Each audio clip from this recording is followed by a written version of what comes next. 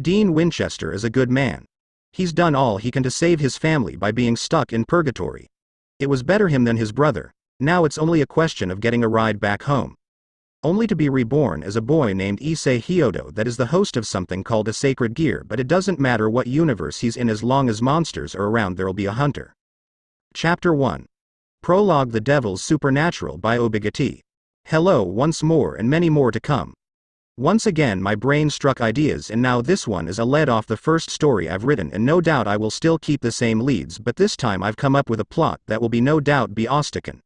Dean Winchester comes in when he's thrown into a portal in Purgatory and ends up being the host of the notorious Red Dragon Emperor. Without delay, here's the first chapter of Dean and his quest for salvation. Note: I don't not own any of the Supernatural series or High School DxD. Dean talking. Dean thinking. Drake talking. Drake thinking. Catching the Wrong Ride. Chapter 1. Dean Winchester was only trying to save his brother by doing what he believed was right. All the way since the very beginning, he's played the role of the older brother to Sammy, even when Sam didn't want nothing to do with him. He's looked out for him with or without his consent and watched over him when Dad passed away. But he never knew or when it wouldn't be predicted when one or another would die, because in their line of work it was expected that no one can live a normal life with the things they've seen and done. It has happened to them only seemingly to have died and there was no return. But by some miracle happened by some prophecy would have foretold them once again being played in its game, becoming fate's bitch. For Dean, he stopped giving fucks when Castiel decided to play God and end up leaving him alone in Purgatory. Which brings us to now. After some time, Dean's damn reliable, before his angelic power was useful, angel, along with a for now trusted vampire named Benny Lafitte that knows a way out. After being on his own for almost 4 months, he's pretty desperate for a way back, so they stuck a deal when they arrive at the gateway between worlds. Dean moves behind some trees that litter the area as coverage from the unseen. He uses his speed, which he's been using for months now, to get closer and closer to the small clearing up ahead. He stops behind the final dead tree before spotting 3 crutched figures around what appears to be the remains of a male corpse. 2 facing away from me. One that has his attention on the meal, so that will get me into his 2 companions before he has time to attack. Dean slips his hand onto his belt. Touching a blade would get the job done quickly. He pulls out a long-handled dagger that looks like an enlarged curved saber tooth in his right hand and silently crouching towards the closest 2. When only 6 meters away the targets, Dean sprints at the closest one before decapitating him while he's still kneeling over. The other one closer jumps up in surprise, but like Dean predicted, he slashes up the other guy's throat in full strength, cutting off his head. The third, after regaining his senses, stands in an offensive position and charges. The cannibal right hooks at Dean's face, which was blocked by an elbow, with a following of a leg sweep on the right leg contact. Dean maneuvered his leg to his chest and kicked the abdomen, which was interpreted by a dodge and a sidestep to his right. The cannibal used this by grabbing the right arm that held his weapon, forcing him into an armbar. But only to fail when Dean drops the knife into the left hand and swing under his arm at the man's exposed stomach, which causes him to grunt in response but lets go when his face gets wailed on by Dean's head. When Dean felt no grip, he struck a twist left knee strike to his perpetrator's damaged stomach. Followed with a quick crouching swing, he aimed at the left leg, which causes the man-eater to kneel over in pain. By a neck-breaking and precise speed, Dean turns his hand at the neck of the man, feeling the blade meet flesh and cut the man's head off quickly. Lot of loose heads lately, Dean idly thought before he's tackled from behind by an unknown assailant. Dean turns this into his favor by rolling around and gaining a supportive position over the seemingly younger male. Dean's knife nose is pressing down both his hands on the weapon, getting closer to the younger male's neck. Then the one underneath him face then changes into long, wrinkled, wormed, razored teeth head that tried to catch Dean's face with its own face. But Dean knowingly dodged the face assaulting, using this chance to move his saber-tooth blade up at the extended neck, cutting cleanly the head off while it rolled to his right. The whole interchange only lasted 40 seconds, which was record for Dean for killing 4 leviathans, but it wasn't top on his list to celebrate a small feat.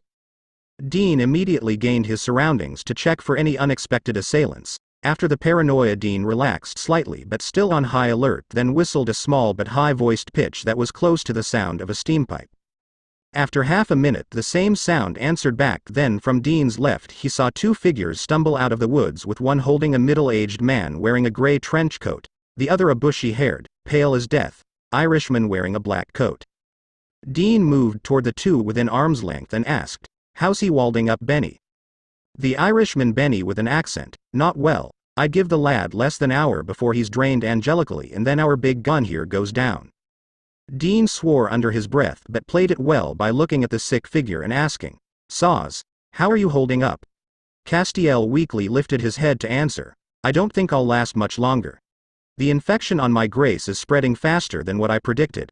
I think it would be better if we leave this place sooner." Dean almost had an urge to say, "No shit, Sherlock," but just went with an eye roll at the obvious statement. Dean turned around to think on ahead of their plan to what they decided a while ago to get the hell off his war zone. Dean started thinking possibilities and strategy on their initial plan, so he asked the more livelier one of the two, "How much further?" The Irishman holding Castiel responded, "About half an hour non-stop without the typical monster. But that's what expected when you're carrying a beacon like, Holy One, here." He nodded to Saws. Dean knew about that, but it still made his face cringe because carrying Saws will attract more trouble like a moth to a flame with his spiritual energy alone. But that didn't mean he would leave his friend behind for dead. When he was about to say something, Saws spoke, "It would be better to leave me. At this rate I'll just be a liability. You'll have more of a chance to escape than with me holding you down." Dean looked angrily at him. "I won't do that, man. You really think after all the shit we've been through, after all this shit you've done for us, I'll leave you for dead like an asshole? Saws, you need to stop trying to act like a stuck-up princess and let us do what we planned, all right?" Dean was at the breaking point of just knocking this angel out and carry him out of this place if was the last thing he'll do. Saws put down his head and said lowly, "Thank you, Dean." Now Dean suppressed the urge to strangle Saws for his goody-two-shoes personality with all the constant thanking which really wasn't needed. Still, he acted better than those other angel douchebags. Slowly Dean was teaching him the way of the Winchester, but it came to a standby when they went to that strip club and had paid for Saws to get his happy ever after. Returning from his thoughts, Dean asked Benny, "Where is it at?" Benny just looked over Dean's shoulder and nodded in the direction, "That way." Dean turned away and looked back at Benny with his peripherals. "You need help carrying him?" Benny shook his head. "No, lad, you just go on ahead." Dean nodded and jogged forward to spot for any more trouble. About 30 minutes later, they didn't encounter any problems besides the weakened angel movements becoming more and more sluggish. Still, they pursued without any difficulty, and as Dean was helped Benny carry Saws over some dead logs, he remembered back to when this started to happen. Saws has been sick when they were sent here by that main head Leviathan fuckface. At first, they expected it to be their greatest challenge by killing the guy for being all immortal and such, but it proved null when they stabbed the fucker with a sacred branch and killing him there and then.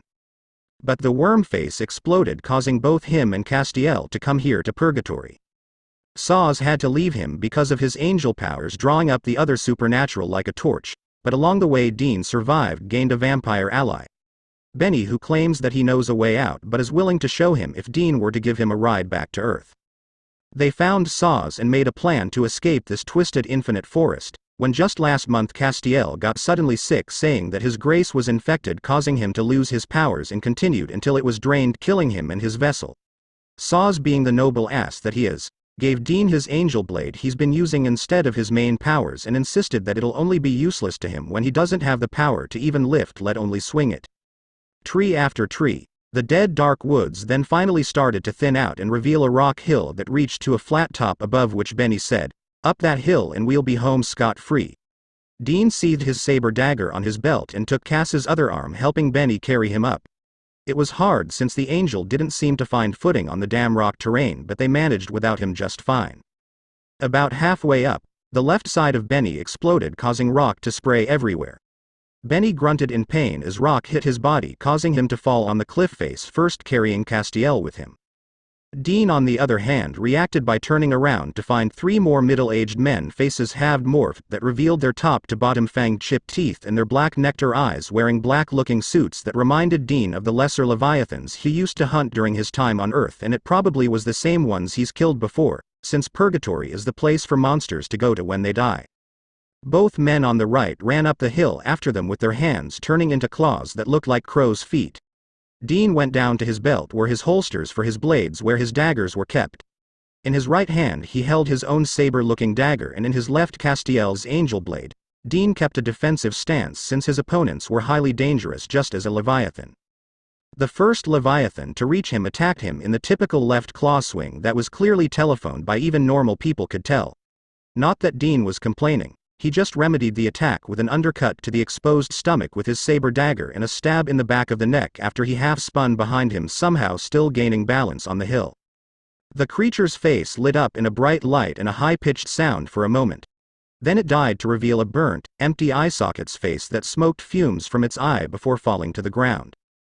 The other Leviathan behind his buddy took a more tactical approach by going into a boxing stance mixed with a martial arts. His hand changed back to a normal human one but still had the sharp nails. He kept one hand forward when the other one protected his ribs.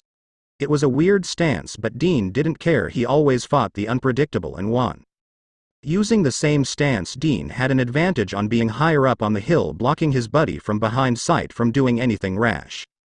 But still, that didn't matter when another explosion occurred on his left side, made him flinch and lose his balance on the hill, causing him to fall backwards from the small quake.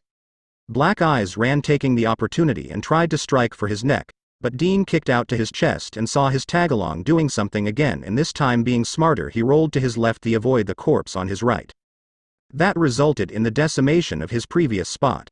Dean got back up on his feet as the with arm ranged attack got to his and charged head on at him, using his angel blade to cut at the guy's face, but was dodged by the other moving under his arm and striking using his knife hand at Dean's ribs. Dean leapt to his right, tumbling a bit due to him fighting on a rock hill incline, but still managed to stand on his feet. A quick exchange between both him and knife hand guy, but still had a problem of trying to stay balanced. Dean then took the offense by slashing at the guy's arms using his daggers in the defensive position, but still the guy managed to block his attacks and respond well enough for Dean to defend himself. This one seriously has good skill. Dean knew because it was close to when his dad used to teach him how to fight hand to hand. Keeping up with Dean in the same speed, he realized it was going nowhere, so Dean's moved his arms back to see any openings, only to see the fucker slipped on some rocks and lose his balance.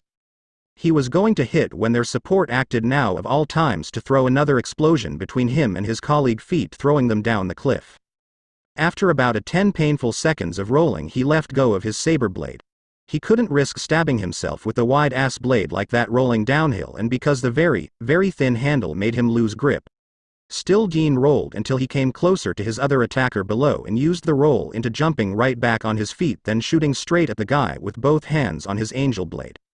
The attacker's eyes went wide from the action, which resulted in his torso getting punctured by the angel blade. Dean was met with resistance, so with his might he pushed deeper into his chest. The creature's eyes and mouth emitted light by a very high frequency, then it died down to reveal yet another burnt, empty-eyed victim. Dean turned his face away from the abrupt light and looked back to see his wannabe murderer's scorched face. He was about to retrieve his blade, only to be hit from behind, making him and the dead-ass Leviathan to fall on him. Trapped by a dead body, Dean struggled to escape, only to feel heavy repeated beatings that felt like 90-per-hour baseballs beaming his back. He turned his neck to see the man raise his hand in the air with his fingernails started extending to 3 long, yellow, nasty, chipped inches. Just before his death blow, a "sheik" sound came from behind his attacker's back, causing the man's eyes to go wide and mouth to fall open, but with no sound. He just fell with a heavy thud with Dean's saber blade sticking out his back. Benny appeared behind the ass when he fell with one hand extended like he was tossing something. He moved down to Dean, helping him remove the cockhead off his back and lifting him up with his free hand. "Thanks." Dean gruffed out in pain when he got to his feet. "No need. Let's just leave this damnation of a place before any else surprising happens." Dean agreed by nodding his head, moving past Benny, taking back the dagger embedded in the dead Dick Beat's back. Both of them ran up the rock hill to the shaved top to see Castiel slumped on the edge against some boulder. The area was big, only about 10 meters out and wide, but still was something to look over because of the unusual waved rocked surface that seemed like a frozen sculpture of ocean waves. Benny from behind Dean heaved like an old man out of breath. "He's been in and out of it for a while, by what I can hear by his heart. I'd say he's got a little more than 5 minutes. Until he's drained completely." Dean walked over to Cass's side, slapping his face, from what he thought was a light hit for an angel, waking him up but still groggy from his face expression. "Saws, you good?" Rhetorical, Dean thought. "Come on man, you have stay awake." Saws looked around with an unfocused gaze until he stopped to look at Dean and spoke in a weak voice. I can't even lift my body, or." even feel anything. Dean grabbed his arm with a determined face as he lifted his up and to look at Benny, who was still clearly exhausted from running up with Saws and running down to save Dean. Dean. When will it open, Benny? Benny, getting back up still tired, answered, a few seconds, just wait a little. After he said that, a swoosh was emitted from their area with a flashing of colors in the center of the clearing. Turning their heads, they saw a crack or rip in the air that seemed to flow towards it but not in. Visibly the air went around the crack like an invisible force. Dean turned back to Benny. So what happens now? He yelled to him over the vacuum of air. Benny lifted the sleeve of his jacket to expose his forearm, nodding to Dean to do the same. Just as Dean was about to, an explosion hit between the three, throwing Dean apart from Saws towards the portal, while Benny to almost a full hit of the attack by being launched into the air with the support of the intake of the gate's wind by at least 8 feet. Saws sprawled on the ground towards the gate but not close enough for Dean to reach. When the Winchester tried to lift off the ground, the strangest thing happened when Cass's angel blade started to light up, but Dean could only feel the heat coming from it like it was cooking. The light from the blade shined like a miniature sun, then it took a strange multicolored appearance, just that in an instant. Dean, having no idea what happened, lifted his head, trying to regain his senses, to find Benny getting on his feet to interpret an attack from yet another tuxedoed Leviathan. Dean swore like a drunk sailor from the pain he felt all over his body and his lack of surrounding to spot the damn hidden Leviathan. Probably followed those three stooges when they tried to catch Cass's weakened ass.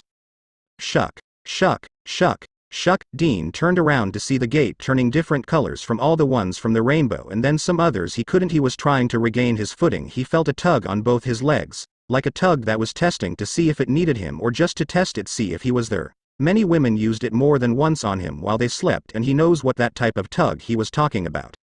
Then before he knew it, Dean was dragged backwards towards the gate by some invisible force.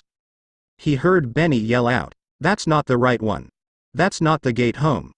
Dean's stomach fell to his feet, so doing what he does in quick decision, he clawed at the ground and reached for his belt to grab his saber-toothed dagger to dig into anything to stop him from moving toward the unknown. The rocks cut his hand, making it bleed profoundly until his flesh was caught on a finger-length edge. Using the blade in his right hand as a hatchet, he dug ahead and lifted himself forward to get away, slowly but successfully enough. But when he used his dagger again, the blade whipped itself backwards, yanking his arm across the ground like it was lubricated with some weird shit, almost breaking his elbow, but still it must have tore some tendons from its overextension because the dagger fell out of his hand. The dagger flew into the colorful portal, leaving him one arm down and one about to slip from the blood, causing a slick hold. His left hand, now having an inch's left worth of space, started to slowly losing strength as the portal behind him now started to suck him harder. Dean's mind almost slowed down to the point where his heart was beating at a standstill. His fingers were failing him, so as a last resort he used his fingernails to dig into the ground, only for them to split and crack from the pressure tugging at his legs. Dean blinked his eyes once and felt the last of his strength leave him as also his nails uncurled and broke off his fingers, leaving his in a weightless suspension, taking him backwards into a doorway to God knows where. His mind resumed as someone took his left hand and stopped him from being taken in. His feet up to his ankles were inside as he felt like he was in a wet sludge of some sort. Dean refocused his vision, noticing his eyes were closed, to see Saws using both his hands while still lying on his stomach. "Hold on, Dean." Saws called to him while struggling to pull Dean out. Dean could feel both his ankles physically being pulled by this wet sludge as it gripped him to take him in. The whole tug-of-war exchange would last for 15 seconds, he didn't know how long it would last, but 15 seconds came to his mind as he mentally counted down. Dean knew Saws wouldn't win. He knew Saws was sick and dying, probably on low battery, maybe even empty. 15 seconds, he glanced over Cass's shoulder to see Benny finish off the remaining Leviathan with his bare hands. Dean looked at Castiel. 9, Dean, Castiel. 7, Dean smiled at him and spoke to him for the last time, "Tell my brother I love him." 4, Dean's hand finally slipped from all the blood as it went numb and broken from the angel's grip. He felt the sludge suck him up as he looked at Cass's desperate face. As he was already taken, vivid flashes of the people he's known and cared for over the years came to mind. Bobby, Dad, Mom, Lisa, Kevin, Anna, Joe, Ellen, Sam. 1. Thank you. Dean traveled inside the gate to be surrounded by waves of colors that seemed to obscure his vision. His body then started to feel like it was imploding in on itself. but the worst thing he felt was when it squeezed him into a smaller and smaller shape until he felt cubical in size. When he was down at the last of his life, he felt nothing at all, and finally all was dark. Finished. Sorry if there's some misspelled words that I can correct if you would kindly tell me. Not sure if it's your taste, but I'll eventually get into the DXD, but I have to explain things from the beginning, like why Saz was sick and why his angel blade was acting strange. All will be revealed in time, but for those, and probably the majority of you guys can guess what I'll write next chapter. Hush. Hush, no going around spoiling it for others. My story has just begun. This is just the introduction.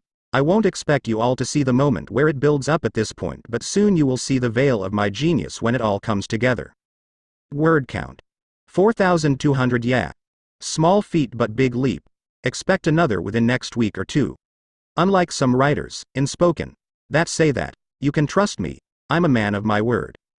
Until then, Pineapple Ch1 of 8. Next, Chapter 2, Extended Prologue. Hello my readers, it hasn't been that long since I last published the last chapter. But, I will type this one for you to keep it real between the times I publish stories and keep updates on what do. First, this next chapter will now go into the gray zone of between here and there. Also, it may not be as long as the last one, but I promise you the next chapter I will type up a storm on, since it technically gets into the main plot. It may sound confusing, but this is the choice that will determine on Dean's behalf, and it's all up to him to decide which road to take. Now without further ado, here's yet another chapter. Enjoy. Note. I don't not own any of the Supernatural series or High School DxD. Dean talking. Dean thinking. Dreg talking. Dreg thinking. Finding a new purpose. Chapter 2. Well, it's a couple of idiots that came inside my door. It doesn't matter anymore, you're my brother and I'll always be there. My name is Azazel. Did Dad tell you anything before? This one's for our mom. Dude, you suck. My name is Castiel and I am Vessel. Sam, that's not it. I tried to push it away but it keeps coming back. I am not an angel anymore, you don't even see it, do you? I am going to find whoever did this. Dean's head felt like it was bristling with memories that was alternating between good and bad, just flooding him like a river. Dean's body felt light as paper, like he could float away, but he couldn't see the place, just plain dark. Still, it was warm where he was, so he wasn't complaining because he wasn't hurting anymore. It just him, and he was reliving his memories that were exotic enough that it just pushed to and from, then shifted to one peculiar time which left a big scar on his heart. We're family and family doesn't leave one another. Dean felt such a hypocrite at that moment that it made him want to punch anything or anyone that got in his way. When he felt all that hate, loathful, rage build up inside of him, it made the blood start pumping, that it rushed in his ears, nearly colored his mind, that he had to shut his eyes to try to calm himself, since there was no point in getting mad at anything anymore. While he calmed, he thought of where he was until it occurred to him he just might have died and went someplace like a waiting room until he was put into either heaven or hell. Or death was pissed at me enough to toy with me in this void until the end of time by just floating here reliving my life. That was also a frightening possibility of not escaping death's grip and by being tutored through his memories until he goes insane. Dean was going through different scenarios that involved more horrendous alternatives which leaned more on the bad side until he felt weight on his body, more specifically his butt. Then he opened his eyes to see an index finger pointed at his head as if accusing him of something, which Dean's been accused of many things, but not by someone pointing at him like he was the bad guy. The finger was attached to an old man, but Dean couldn't see anymore since the man's finger was making Dean cross his eyes, giving him a headache. Dean then regained his ground by thinking and clicking out ideas, while piecing things together on what the hell he was doing here. Things like this happened to Dean, so it's not too surprising he's been in situations like this before, but this one was certainly new. So Dean, the ever so witty detective, asked the basic question that involves a subtle approach: who the fuck are you? His way of talking to people, and definitely not his best. Still, he felt something wrong. It wasn't the way he said it. Maybe it was the way his voice threw him off, like he was vocalizing some cartoonish mouse. The old man's finger finally shoved off from Dean's face, so now the Winchester could get a shot of the man. He was average grandpa you would find at a retirement home, with a long white beard that reached his neck, with a slight blondish but white mustache that connected with the rest of his facial hair. His hair also long enough to grow behind his back, which is white with a few blonde streaks. His demeanor was someone that would have been a lumberman at one point, from wearing long-sleeved red, black squared shirt under a green vest paired with blue pants. The guy seemed strong and had the look to go with it, but his eyes told him that he was someone that lived a good life. From the old man's expression, Dean would say he would be as jolly as the man spoke, someone who's giving you the life you deserve. Dean cocked an eyebrow at him, not getting the fuck he's talking about. The old man continued, I am returning the favor, not that you'll understand, but it is the right thing to do and it's a request from my family. Dean was about had enough of this who and what from Obi-Wan. What the hell are you talking about? The old man reached over and touched Dean's head, which to Dean's confusion realized how small he was from his spot. If you let me explain, then I'll answer the questions you'll have at the end. Is that all right, Dean? The Winchester didn't know, but he felt happy when the elder man's hand touched his head like he was being praised by someone he wanted attention from, but his training kicked in and his attitude came back while he tried to swat the man's hand off him. Just fucking tell me. The old man smiled and explained by using both his hands like he was telling a bedtime story, and Dean could tell that this was going to take a while. Once a time before that, there existed a god.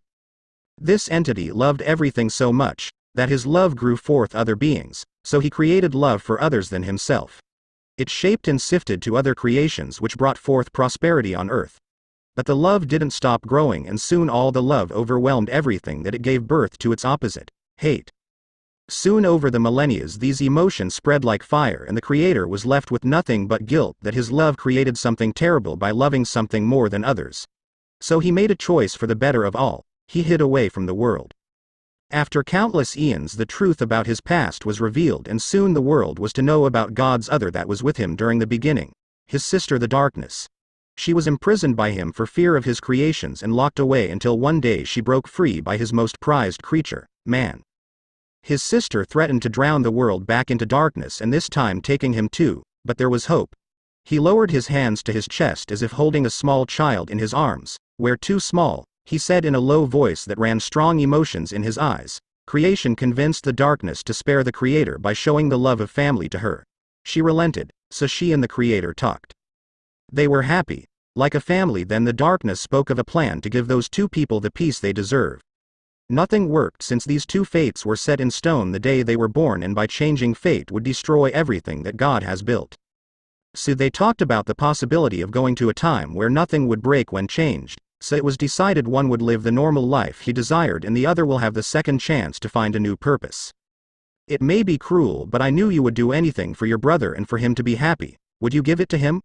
When he finished, Dean was awed by the man's God's proclamation. Still, there was a few questions that needed to be answered. Dean, why would I accept something that would tear me apart from my only family? God just smiled to him and said, because you know that if Sam were to have a good life that it would be better off without you. As bad as that sounds, you wouldn't want to interrupt his life as of now. If you went back, then it would just lead the both of you in the same direction as it always has. Dean could only mentally agree with him since Sammy was better off without him, and he's said it several times too. But there was always the family part that been killing Dean, that he just can't leave him there all by himself. Then again, he would do anything for his brother to be happy now that he has a chance. Dean, what about heaven and hell? The one thing he's worried about is the creatures of the night coming back out to stop Sam from having a normal life.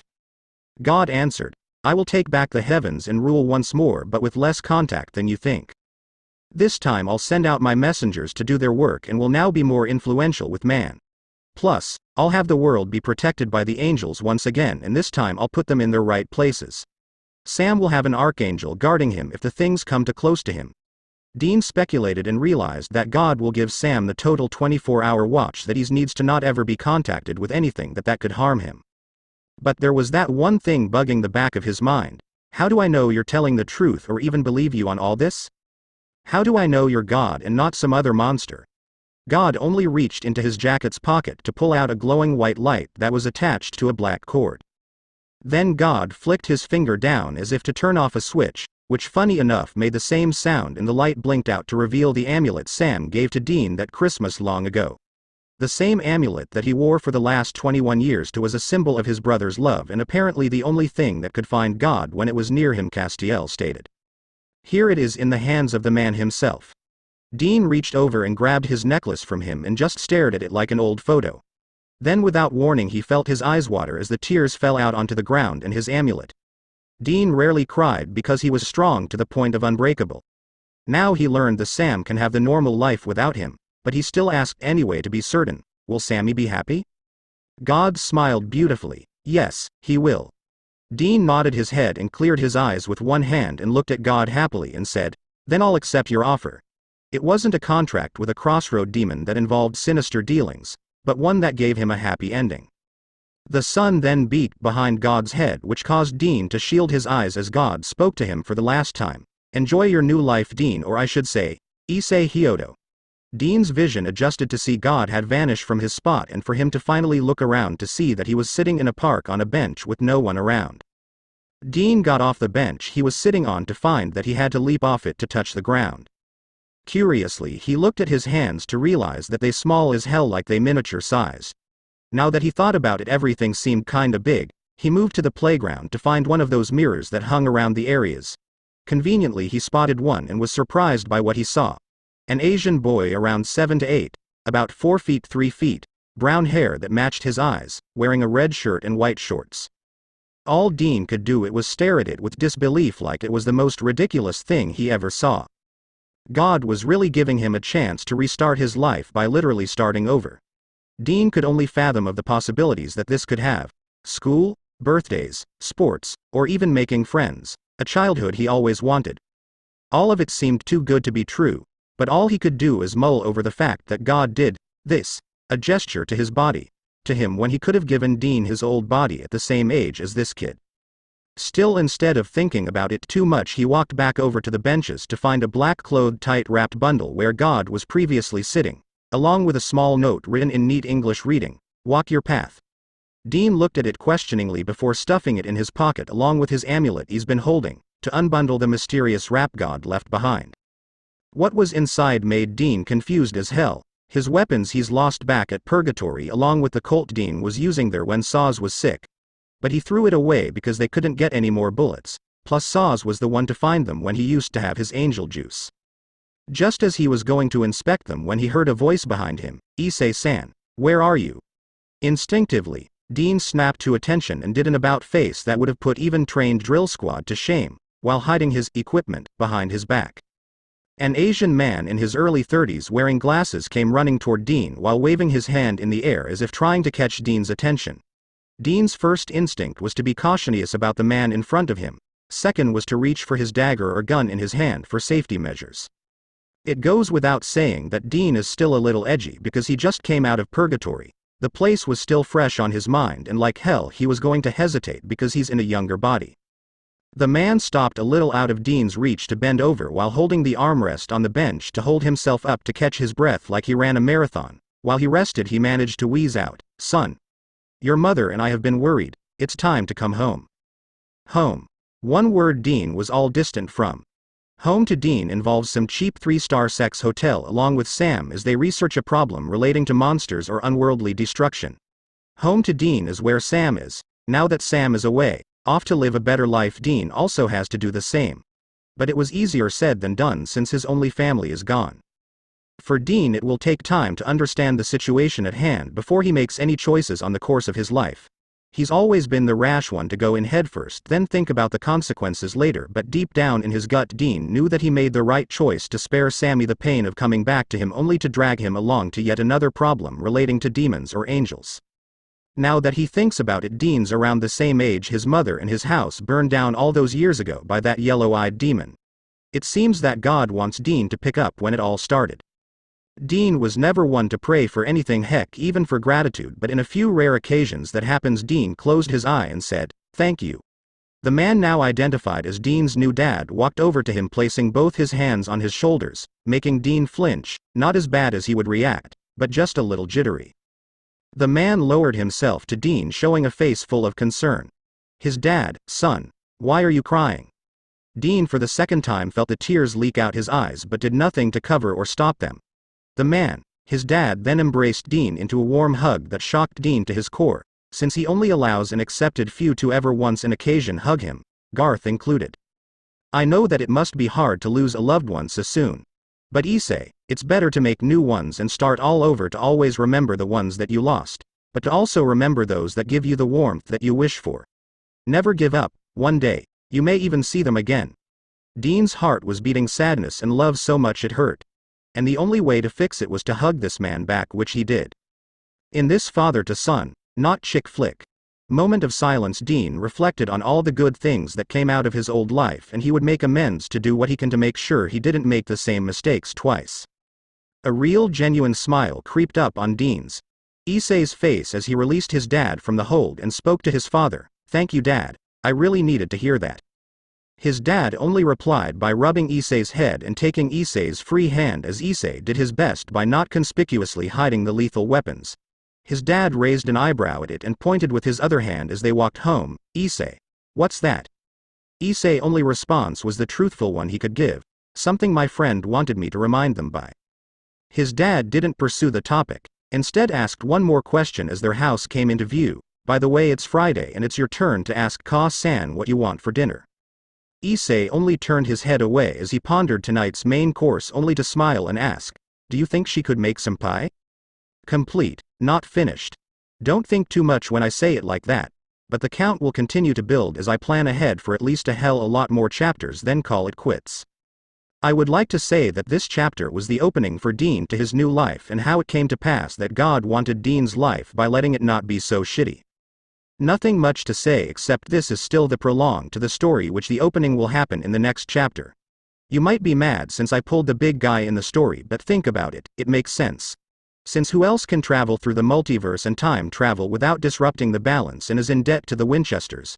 Sure, what I pulled was considered a deus ex machina, but come on, seriously. When has any crossovers not be considered one? Plus I'm one of those guys that want the story to skip ahead, so expect a good chapter next time. Plus I wanted to discuss a few things on taste at this new arc, so I would like the comments and advice as I progress into this story. Also I thought of a main plot that would blow your minds literally, but I would need betas and such, if that's how it works, to get people to share my idea with so that we could work together on the story to get the idea moving. I'm still new, remember? So without delay, I hope I will make the next chapter longer, I promise, than this one, since the next one will actually be the beginning of the story. Hope you read and respond well, or not be straightforward, for me to think over about. Until next time, Pineapple, previous ch2 of 8 next. Chapter 3. Meeting the orc. Izumi opened her eyes as she sat up from the bed, groaning a bit as she rubbed her eyes. Letting out a small yawn, she stretched her arms over her head as the covers slid off her body. She stopped as the fact she was feeling no air through her chest. Looking down, she saw that she was wearing one of her plain red t-shirts covering her upper body. "I don't remember wearing this," she said in a confused tone. She soon turned her head over when she heard soft snoring come from beside her. She saw Bryce with his head on the bed laying on his front. She looked at his hands and saw some blood on them and was about to panic before realizing the fabric. It was the same clothes from her date last night. She doesn't remember taking them off though. "I fell asleep as soon as I came in. Bryce must have changed me into different clothes before setting me in bed." Izumi softly smiled at her companion as she leaned her head down and gently stroked her thumb over his cheek. She then noticed the bags under his eyes and frowned. The nightmares. How long has it been since he had proper sleep? Izumi thought as she picked up his head and settled him into her lap, continuing her ministrations with his cheek. She also smelt a hint of blood coming off of him, and it wasn't his, which she was glad for. Although somewhere in her mind, something told her that he wasn't home when she was out on her date, and she did feel the energies of the other fallen in Kuo drop last night besides Reinare's, so something else went down that night. But before she could figure out where he went, a voice called out to her, bringing the brunette out of her thoughts. "Morning, my child." Turning her head to the direction of the voice, she saw a young mature woman with long black hair down to her hips and black-gray eyes that represent reptilian slit pupils. She was wearing a black gothic Lolita attire, showing off her cleavage with black X tape over her nipples. She also had a black hairband with pink ribbon tied around her neck and a large purple ribbon tied around her waist. "Good morning, mother." Izumi greeted the older woman. "What brings you here?" Rias was in a worried state of mind. Last night her rook came in to report, but she was scared straight.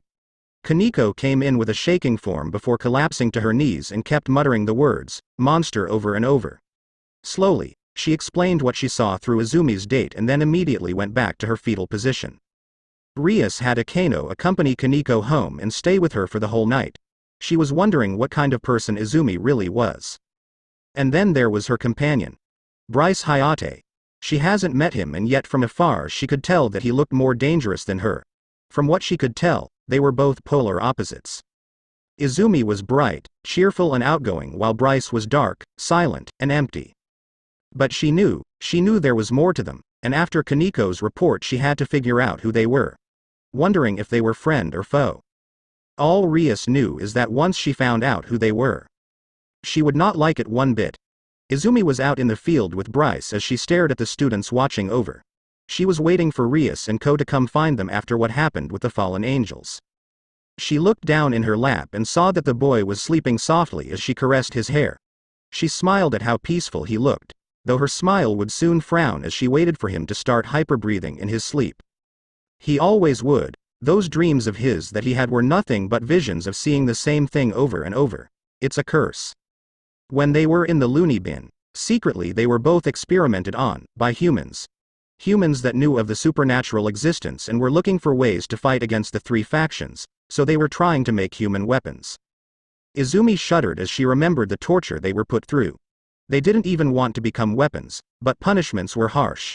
The worst they did to them was forcing them to kill other children. Other kids their own age. It was horrible. Stop thinking about it. Izumi was brought out of her thoughts when she heard Bryce's voice. Looking down, she saw him with his right eye open. That's a bit hypocritical of you, don't you think? Izumi chuckled. Excuse me. Both heads turned their attention to the voice and were met with purple eyes as a teenage girl with long black hair tied into a ponytail held by a yellow ribbon. Smiling as she greeted them. Yes, can we help you, miss? Izumi asked. My name is Akeno Hamejima. My president would like to speak with you two right now if that's okay. She would like to meet you guys at the Orc. Akeno informed. Orc? Izumi pondered as Bryce stared at the older teen. Occult Research Club. He answered. They're a club that specialize in the supernatural, you know. Ghouls, angels, demons, devils, fallen angels, you know, paranormal stuff. Era. Someone sure knows their stuff. Perhaps some experience on the supernatural. Akeno teased as she placed a hand on her cheek. Yes. Bryce said with no hint of denial tracing his voice. Izumi sighed at his blunt response while she decided to speak her turn. Sure. We can meet up with your chief. In fact, we could do right now if that's okay, she said, earning a smile from the older teen.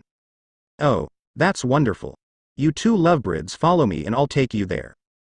We're not a couple. They both replied simultaneously. You could have fooled me. I mean, you two rarely separate and you don't hang out with anyone else. I hear that's what other students have been saying. Akeno said as Izumi groaned in response. Geez, rumors, really? She said as Bryce shrugged his shoulders. Deal with it, it's one of the everlasting shenanigans dealt around high schools and they never stop. Right you are, my little Kohai. Akeno says as she sashayed her way towards him and leaned her face towards his, their noses almost touching. And since you're single, maybe you and I could have a little chat sometime? Aren't we chatting right now? He asked with a raised eyebrow. Akeno was about to sigh until Izumi spoke. Don't blame him, his obliviousness is thanks to a friend of his that he rubbed off of. Believe me, I've tried to tease more times than I could count and I could never get through him. Izumi informed her as she pouted at the boy while the older teen giggled at her expression. Soon they all arrived at the Orc and Bryce and Izumi noticed the Victorian decorations that the place had. Akeno then opened the door to the main room, and let them in before letting herself in and announced her presence. I've brought them bucko. Thank you, Akeno. The redhead thanked her as Akeno left the room to go, leaving the other teens by themselves. Bryce looked around the room and noticed two others that were roaming around. The first was boy with light blonde hair and blue eyes as he was leaning against the wall near the window, and then there was a girl with white hair and amber eyes on the couch eating what he assumed was candy. As soon as she turned to Izumi, she immediately stiffened and started shaking, and he knew there that it made sense. This girl was the one that followed Izumi to her date and was terrified. Well, it's not like he could make it better. Still, that didn't mean he couldn't try. He slowly walked over to the shaking girl and stood in front of her, earning looks of confusion from Izumi and narrowed eyes from the redhead and blonde boy. The amber-eyed girl looked up towards him as he reached his hand out towards her head and started petting her. Everyone in the room froze in bewilderment, including Izumi, who knew that Bryce rarely did anything out of his own way to help others. I brought tea, everyone. Akano announced with a tray of cups and tea before noticing everyone was staring at Bryce. Following their eyes, she saw why they were staring. My, now that's unexpected. Bryce then noticed the gazes behind him and immediately retracted his hand, earning a slight pout from the girl in front of him, though she didn't show it. Excuse me for touching your friend without permission, he apologized. She looked very distraught, so I thought I could help her out. By petting her head like a cat? The redhead asked. Well, she looks like one and has eyes like one, he stated as if it was obvious, and she's the first one to not try and scratch me as soon as I pet her. Everyone looked at him for a second before suddenly letting out small laughter at his joke, earning a confused look from him, while the girl in front of him let out a small smile play upon her lips. I guess when you put it like that, I can't help but agree, she said as she stood up from her desk. Thank you for laugh. Welcome to the Orc. I am Rias Gremory and I am chief of this club. Akano Hamejima, pleasure to meet you. Akano introduced herself with a palm on her breast. Kiba Yuto, nice to meet you. The blonde now named Kiba said with a bow towards them. Bryce nodded his head when he felt something tug his shirt. Looking down, he saw the girl pulling his shirt. Kaneko Taju, she introduced herself as Bryce pat her head, earning a small purr from her, causing her to slightly blush at her voice. Bryce Hayate, he introduced, and all were surprised at how emotionless he spoke. Kaneko frowned at him, wondering why he was like that. Izumi suddenly came behind him and jumped on his back and introduced herself. Izumi Hyodo at your service, she said as she sat down on the couch while Bryce sat next to her. So, what do you want to talk about, Rias? Well, I wanted to talk to you about your date with Yuma, she said slowly, earning a confused look from Izumi. How did you know about my date? You're not spying on me, are you? Izumi asked her before narrowing her eyes playfully at the redhead. No, absolutely not. Rias denied quickly. It was just, something seemed off about her, and well, you looked like you very excited about it. Oh. Izumi said with a face of recognition. Well, I already knew that she was trying to kill me. Wait, what? Rias called out in bewilderment. She was surprised at how easily Izumi just admitted that the fallen angel was trying to kill her. Then why did you go out with her? Izumi just shrugged her shoulders. Well, I don't really have many girlfriends, as you can see, besides Katase and Murayama. Bryce is my best friend and I've been his ever since childhood, she said as she smiled at him, then turned her head back to Rias. As for Rainier, I wanted to give her the benefit of the doubt, but I felt nothing but killing intent from her since she didn't even try to hide it, so I basically killed her before she could kill me. That's very concerning. Akano spoke in a worried tone. If you did what you said you did, then you still be in danger. You mean the other fallen that are residing here? She asked, earning shocked looks from the room. How did you? I took care of them. Bryce interrupted her as they all turned to him. He reached into his back pocket and took out 2 feathers. These feathers belonged to the ones called Donaseek and Calawarner. There were 3 of them in general. What happened to the last one? She escaped, he stated bluntly. Rias narrowed her eyes into his to look for any deceit hidden beneath them, but she found none as she felt slightly disturbed staring into his eyes. It was like he was looking directly into her soul. It was making her a bit uncomfortable. All right, for now I'll take your word for it. Rias complied as he nodded his head. Izumi, however, knew that he was hiding something. Anyway, I wanted to ask you if you knew about the supernatural, but it seems you both know that all too well. Still, it bothers me that 2 new students just randomly show up at our school and then take out 3 fallen angels like they weren't a big deal. Rias spoke with skepticism. What are you implying? Izumi asked with her eyes narrowed. I'm not implying anything. I just want to know if you were either a friend or a foe to us, Rias said as she tried to calm the brunette down. I want to know you are. We are human, that's it. Izumi shrugged her shoulders at the redhead. Nothing more, nothing less. What difference does it make? It's not like we're here to kill anyone. We have no reason to attack you, we're only here for a fresh start and that's it. Bryce answered as he stood up and started to leave the room, but his path was blocked by Kiba, who had his sword unsheathed, the blade pressed against his neck. Sorry, Bryce, but I'm not done speaking to you, Rias said in a serious tone. Well, I am, and if your knight doesn't remove his sword from my neck, I'll break his. Bryce threatened them as he slowly stared at Kiba, ready to end his life as if he was nothing. Suddenly Akano held out her hand, sparks of lighting dancing through her fingers while Kaneko tightened her fist ready to fight, but she started to hesitate. She was using her senjutsu and she could feel so much negative emotions in him, sadness, self-hate, but most importantly, anger. She felt so much anger and bitterness within him, like it was about to explode at any second. Looking up at his eyes, she saw that he was showing the same expression as earlier, no change at all. It confused her greatly. Listen, princess. We're not here to pick with you or Sona. The last thing we need is you or her call your elder brother or Sarani and have her rain hell on our asses for false accusations, Izumi informed them before narrowing her eyes at Rias. On second thought, he might understand if his love for you doesn't blind him. Why, you know my brother?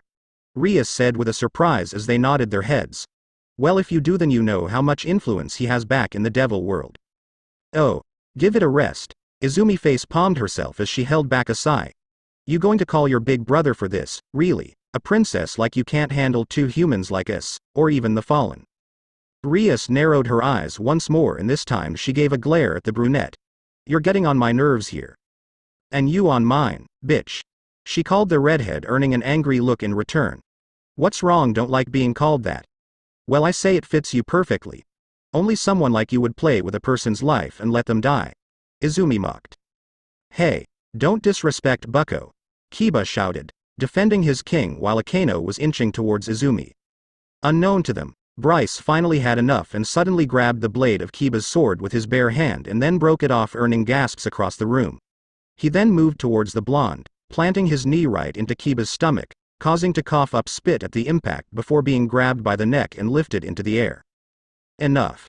Bryce calmly stated as he stared at them.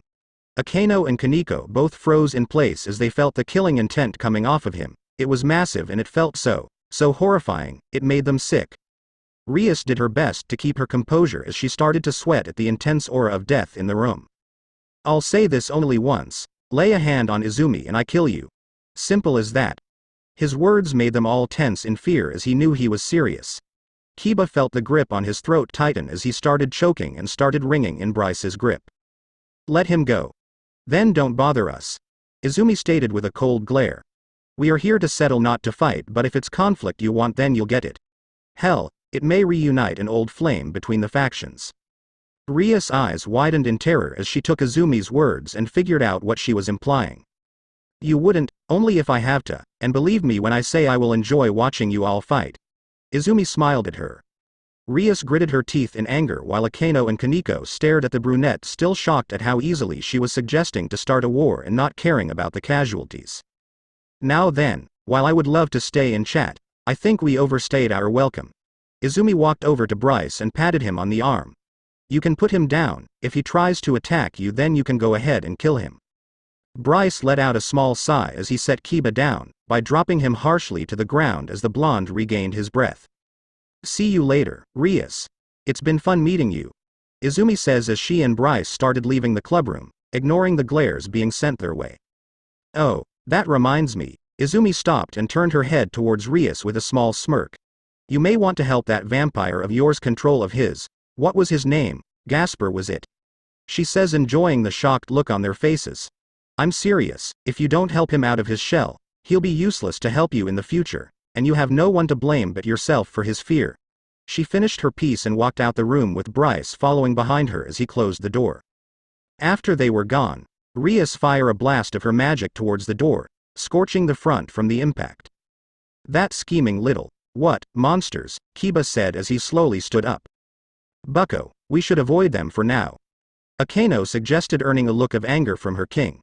Before you suggest we do anything to them, they aren't something we could just easily take down. Akeno said with a frown on her face. You felt how different they were. Hi. Kaneko started as she spoke. The killing intent off of them was overwhelming, and Bryce, I saw something else. Kaneko. Rias called out to her, but the cat devil said nothing as she was lost in her own thoughts. Sighing to herself, Rias announced everyone to go home for the day and rest while she goes and talk to Sona. Akeno soon followed her and Kiba right after, leaving Kaneko by herself. The cat had a rare frown and her gaze was filled with sympathy as she thought about Bryce. He looks just like me. The two were leaving the school as they ignored the gazes of the student council that were watching them. They soon separated when Bryce informed her that he had something to take care and told the brunette he would meet her at home later on. Walking by herself, Izumi sighed as she thought back to the meeting with Rias. She knew things were going to be a pain in the ass for the next few days and how she was going to deal with it. She was brought out of her thoughts when she felt someone bump into her and was knocked down to the ground. Ow. Oh, I'm sorry, I didn't see where I was going. She apologized as she felt her hand being clasped and she pulled the person towards her. In view, revealed a petite girl with green eyes, long blonde hair, dressed in a nun's outfit with a suitcase behind her. She had swirls in her eyes as she stood up. Are you okay? Izumi asked her. Yes, I am. Forgive me for being a bit clumsy. She apologized as Izumi waved her hand dismissively. Ah, water under the bridge. Anyway, what's a nun like you doing out here? Oh, I'm from America. I came here to search a church that can. Wait. She paused in her speech, staring at Izumi with shock. You can understand me? Yes. Your voice sounds American, so I only assume you were from America. Izumi replied while the younger girl's sweat dropped at her answer. That's pretty vague. Izumi used a finger to scratch the side of her face as her cheeks flushed in embarrassment. I wasn't sure until you confirmed it for me. Putting that aside, could you show me around Japan and then guide towards the church? Sure. The brunette happily before introducing herself. By the way, I'm Izumi Hyodo. Pleasure to meet you, my name's Asia Argento. First, previous ch3 of 10 next, chapter 4, Blonde Outcasts. After the small yet hectic meeting with the two new figures, Rias decided to take her peerage to the abandoned church that was in the upper part of town. She had some suspicion on Bryce's statement on the remaining fallen within the area. She didn't call him out at the club, but she knew that he was hiding something from them. The way he said that he dealt with them, and that one had escaped, it didn't sit right with her. Feeling from his power earlier, he should have been able to deal with all three of them, so what was it? Bucko. Rias was brought out of her thoughts when she heard her queen called out to her. Are you alright? I'm fine, Akeno. Just thinking to myself. She said as she and Ko gazed up at the abandoned church. Strange, I don't feel any power coming from here. Indeed, my instincts aren't screaming at me to run away. In fact, I don't feel any sense of danger at all. Kiba said with confusion written upon his face. Kaneko. Rias called out to her rook, who was staring at the church with a frown on her face. I smell blood. She said as she walked forward and up the steps with the others following her. Once they got to the door, Kaneko barely opened it and the stench hit their noses like a freight train, forcing them to cover their nostrils. Oh God, what is this? Rias paused in horror as Kaneko opened the door fully this time so they could enter, but once they saw what was inside they remained stiff. Numerous bodies of fallen angels were mutilated in various ways. Broken windows were stained with blood or glass embedded in the fallen angles. Hell, there was one impaled in the middle of the ceiling with a huge piece of wood stabbed through their gut. Soon, underneath there the secret room of where a ceremony should have taken place. Oh, my God. Akeno said before feeling the slight pain in her head of the forbidden word to devil, but she couldn't help it as she saw the onslaught of the fallen angels around her. She couldn't help but feel a little guilty about it. Sure, she may have a hate for her status as a hybrid and has no problem punishing fallen angels, but not to this degree. Not to this manslaughter. It was inhumane. I guess Bryce wasn't kidding when he said he took care of them.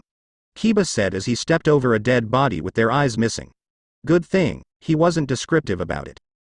Rias could nod her head at his statement.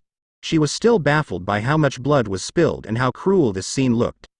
If she had to guess, these were just followers of the fallen that were in command, as she didn't find Donasek or Calawarner anywhere, so they had to be somewhere else. As the redhead was thinking to herself, Kaneko left the group as soon as they stopped and gazed at the bodies. When she walked over to the middle of the room, she noticed a small opening that looked like a secret room. Not bothering to tell the others, she opened and found herself a flight of stairs leading downwards. Walking, she smelled blood once again, but not as bad as the first floor. But she had this feeling in her gut that what she was about to see would be worse than it was upstairs. She hoped she was wrong. As soon as she made it to the center of the cave, she immediately stopped and her eyes widened in horror at what she saw. Kaneko. Rias called out to her as the rest of them came up to her. Don't run off like that. It's not like to even. The redhead stopped as she noticed Kaneko wasn't even moving. Moving into her side, Rias saw the little Neko's eyes full of fear and horror as she followed her gaze and let out a gasp that got everyone's attention. Bucko, This is. Kiba stuttered as he became stiff at the sight of what they saw as Akano held a hand to her mouth. In front of them, on the pedestal was Calawarner and Donasek, or what's left of them. Calawarner had her eyes ripped out of her sockets, her wings ripped out of her body and stabbed inside her sockets with her mouth wide open. Her head was also decapitated and stuffed inside her chest with blood still dripping, and her legs were cut into pieces. Donasek was even worse. He had his eyes ripped out of his mouth and had an entire wing shoved down his throat with his head on a pike, and his body was tangled in front of them, all mushed together like he was thrown into a junkyard incinerator. This is a manslaughter, Kiba said as he fought the urge to throw up at the sight of the two fallen. This is what he meant when he said that he took care of them. It's cruel. This is not even a merciless killing, it's a complete manslaughter. That's what it is, Rias said as a frown marred her expression. Those two are more dangerous than I thought.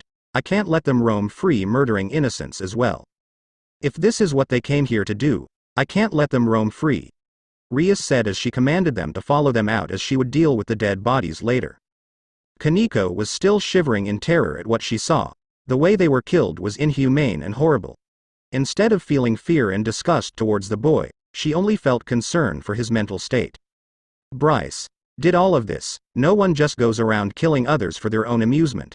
No, the way they were killed, and how brutal it was, this was something else. Kaneko didn't know why, but she needed to know. What drove him to do something like this? More importantly, how do we help him? Bryce was walking home in silence. After the conversation with the orc, he decided to head home while she went to do her own things. The only sounds ranging through his ears were the sound of the traffic lights changing and cars passing by every now and then. He was stopped in his tracks when he heard a small sound beside him. Looking down, he saw a black cat running through his legs as his eyes followed the small animal. A black cat? He thought as his eyes followed the feline as it was crossing the street and then stopped on the other side of the sidewalk to look at him. He stared back at the feline, wondering what it wanted, until a car slowly drove by in between them and the cat was gone. His gaze remained in place for a few more seconds before he continued walking home. What does she want? He asked himself. He thought about the cat but put it away as he remembered that he had another guest at home, one that he needed to take care of. Arriving at his home, Bryce opened the door and dropped his bag and shoes beside the door, leaning them against the wall before making his way to the living room. When he entered the room, his eyes gazed towards the couch where his guest was. His guest was a petite teenage girl wearing a gothic Lolita outfit, and her headband was placed on the table. Walking over, he softly tapped her on the shoulder, earning a groan in response. The girl slowly sat up as she rubbed her eyes with her forearm. Trying to regain her vision, she looked and saw Bryce staring at her with hollow eyes with a hint of concern. "Hi, Middlet." He greeted her as the latter had her eyes widened in recognition of who she was seeing as she immediately sat up. You're from last night," she spoke as he nodded his head. The now named Middlet was about to form a spear when Bryce raised his hands. "Relax. I'm not going to hurt you." "Then why didn't kill me?" She growled at him, showing off her teeth. "Because you were abused." "What?" "Your wounds. I saw some that were recent and others that looked like they've been there for far longer," he told her. Middlet looked at him in shock as she quickly lifted her shirt and saw some gauge on the right side of her torso, one of the wounds that she had for a month. "I'm sorry for touching you, but I needed to see how deep your wounds were, so I." "Why?" Bryce looked up and saw the blonde Fallen stared at him with a frown on her face. "Why are you helping me?" she asked him as she gazed down to her lap. "Why would you help a Fallen when I could just betray you and kill you later?" She didn't receive an answer as she heard a shuffle and knew that he was moving. Middlet closed her eyes and prepared for the worst as she waited for pain to hit her, but nothing came. Instead, she felt a hand on her head caressing it softly. Looking up, she saw was met with hollow eyes, but she could see a hint of sympathy within them. Because no one should be alone in this world, nor should they have to deal with abuse and be treated like they are a nuisance, he explained as he sat down next to her, his hand never leaving her head. Every life in this world is precious, whether you are a human or a fallen, devil, angel, or simply something else. No life should ever deal with pain and hatred all their life. He turns his head to her. Everyone deserves kindness in their life. Middlet could only stare at him in shock as she felt her body slowly starting to tremble. For as long as she could remember, she was never really treated as an equal back home in Grigori by anyone other than Azazel and Pemenu. Everyone else treated her like a child or a nuisance and was never taken seriously. Her peers even tortured her whenever something went wrong on a mission. So seeing that this boy in front of her, this human, treating with her kindness even though she's an enemy was so foreign and shocking to her. Sorry if I made you uncomfortable. Bryce apologized before he noticed small tears going down the young fallen's face. He was about to get some tissue when suddenly she wrapped her arms around his waist and buried her head in his chest, confusing him. Are you okay? He asked only to hear small giggles come from the girl. I'm sorry. It's just been so long since someone treated me like a person.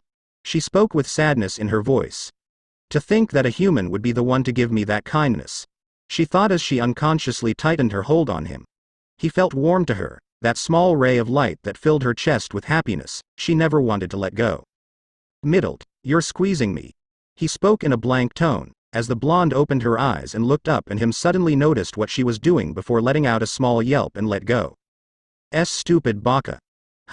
He called out in a confused tone. Nothing. Middled quickly waved off before letting out a fake cough. So, what happens now? She asked him. Bryce started to think as he looked towards the kitchen with a pondering look. It was his turn to cook tonight, for some reason though he felt like he would have to cook for 4 people so he would have to get started on prepping dinner before Izumi came home.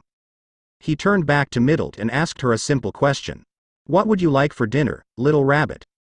Izumi and Asia were both on the bench in the middle of the park as the water splashing in the fountain behind them and the chirps of birds around them were the only sounds ranging through the air. So Asia, Izumi started earning the blonde's attention. You are from America? Italy, actually. Asia corrected her. I spent the last year alone in America, but I was born in Italy. She explained. As you can see, I am also a nun, well, former nun. Wow. That's actually pretty cool. Izumi smiled at her before realizing something. Wait, what do you mean by former nun? Asia then frowned as she turned her gaze towards the ground. Izumi, do you believe in God? The blonde started earning a confused look from the brunette. Do you believe in the supernatural, devils, angels, fallen angels, ghosts and all? Yes. Well, let me just say that, it is because of my actions that I was exiled from the church. Exiled? What did you do? I healed a devil. Asia replied. At the time I didn't know that they were a devil, but it's because of them that I am not affiliated with the church anymore. Wait, Izumi interrupted her. I don't understand. Why would you heal a devil? Well, I didn't know what happened, but I thought I was just helping someone. Asia stated as Izumi started to listen closely. I was an orphan when I was born. I didn't have any family, but the nuns there raised me as one of their own. Years later, when I was maybe 8 or 9, I discovered my sacred gear when I saw one of the nuns bring in a hurt child. I was praying so hard to God to save her, and because of that I had these appear on my fingers. Asia explained as she lifted her fingers to Izumi and the latter saw the sacred gear she had in her possession. Twilight healing. You know what they are. Only that it has the power to heal, nothing more. Izumi answered her. She didn't really know much about it as she never really asked her mother. After my sacred gear appeared, I was immediately taken in by a large church where I was trained into using gear by helping sick from all over the country. I even traveled to different parts of the world as well, all in order to help people. Asia smiled for a moment at the remembrance of her actions of helping others until it morphed back into a frown. But that didn't last forever. What happened? A year ago, I encountered a man that was bleeding and looked like he was going to die. I was able to heal him, but he wasn't human. He was a devil. A devil? When people found out, they started to turn on me and saw me as a heretic. Even the church I grew up in turned their backs on me, and because of that I was exiled. Asia explained as she turned her head and slightly flinched at Izumi's expression. It showed anger, but not at her, it was at everyone else. She couldn't believe it. Humans turned on one of their own all because she healed someone, who she didn't even know that was a devil. That's not fair. Izumi suddenly shouted, scaring the blonde. You didn't know that he was a devil. You were just trying to help, and what? Just because she healed a devil, she's suddenly a heretic. Throwing you out for something so stupid. It's ridiculous. The brunette vented as Asia gave her a sad smile. It's okay, Izumi. I made peace with being called a heretic a long time ago. Though deep down, I feel like this is a test for me. A test? To show where my loyalties or faith lies, but to be honest, there's only one thing I want in this world. And what is that? Izumi asked as she sat back down. To make lifelong friends, to be able to have fun together and do so many things as a group, take care of each other as if we were family. Asia said in a soft tone. But, I don't think that's going to happen anytime soon. Now that you know who I am, Izumi, you probably hate for being a heretic, or maybe you're just doing it out of pity. Asia was stopped midway as Izumi suddenly hugged the girl and brought her head close to her chest. Izumi felt sad as she heard Asia's story. She couldn't someone as kind as her had to suffer so much for something she did wrong, and it wasn't even wrong. She was helping someone who she didn't know was a devil, and she ended up being outcasted by her fellow peers and was now alone. She was not going to let her. I don't care, she started as she tightened her hold on Asia. I don't give a damn what anyone says, you are friend, outcast or not. But, wouldn't I cause you trouble just by being around you? Asia asked as Izumi moved her head back to gaze into Asia's green eyes with her own. No, because as of this moment I am your friend and you're my friend too, Izumi stated with a soft and gentle tone. Asia felt tears pricking up in her eyes before she smiled at the brunette in front of her. Thank you. Thank you so much, Izumi. Asia replied as she hugged her back. Izumi thought to herself about Asia. She was kind of like her and Bryce, no friends, and they were outcasts in society, but unlike them she was a sweet and kind girl that was willing to help anybody. Izumi knew it was a long shot, but she was willing to be this girl's friend no matter what.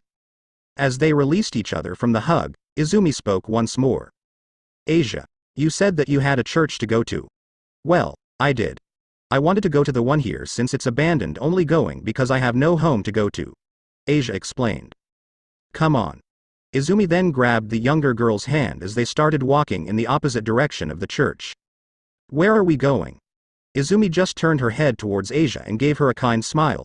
I'm taking you home. Rias was sitting in SCC with Akano across from two other girls, their friends, rivals Sona Citri and Tsubaki Shinra. I'm sure you already know about the new students? Rias asked Sona as the latter nodded her head. Yes. I have met one of them already earlier this week, Izumi Hyodo. Sona started as she fiddled with glasses. She seems like a nice girl and a hard worker, but looks can be deceiving. What do you have on them? Akano asked her. Nothing. Tsubaki answered as Rias and Akano were confused at her words. What do you mean nothing? What she means is that there is no data of them, other than their names. There's history of where they came from or family relation. Sona answered. So either they lied creating false records coming in here, or someone doesn't want them to look back on their history. That could be the case. Doesn't matter. Rias interrupted them as she had a serious expression on her face. I will not allow these two to come here and hurt innocent people. From what it looks like, they haven't really done anything to cause trouble. If anything, one of them only received good comments about them. Tsubaki interrupted, earning looks of confusion. 2 days ago, I was approached by two kendo girls, Murayama and Katase. They were talking about the progress of the kendo club and how they didn't have to worry about the perverted duo. When they were trying to spy on the girls, Bryce not only threatened them to take away what makes them a man, but he also covered all the spots of where they were hiding. So, he stopped the perverted duo. I doubt for long, but still Bryce did just because. He didn't give them a reason to why he was doing it. He had one of the kendo girls watching him the entire time of where he was covering all the hiding spots the duo had. And why is that? He said if it made them feel better that one or a few of them were watching him to make sure he didn't do anything perverted. Sounds like Bryce is the noble one. Mysterious, but is helping others at his own accord with no objective. Sona commented. Still, one good deed doesn't mean they aren't dangerous. For all we know, he could be doing it for something else and is just hiding his motives. Rias, Sona called. She knew her friend was a bit on edge after the last encounter they had with the two new students, but they weren't exactly doing anything that was considered dangerous or troubling. Sona, I'm going to take care of them tomorrow. As soon as they arrive, I will deal with them permanently. Sona's eyes glared at the redhead coldly. Rias, you can't just attack them without a valid reason. I get that they threaten your peerage, but you can't fight them.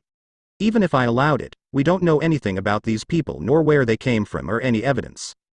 Allowed it? Rias repeated as she glared at her friend. What do you mean if you allow? It's exactly what I mean, Rias. Sona replied in a cold tone.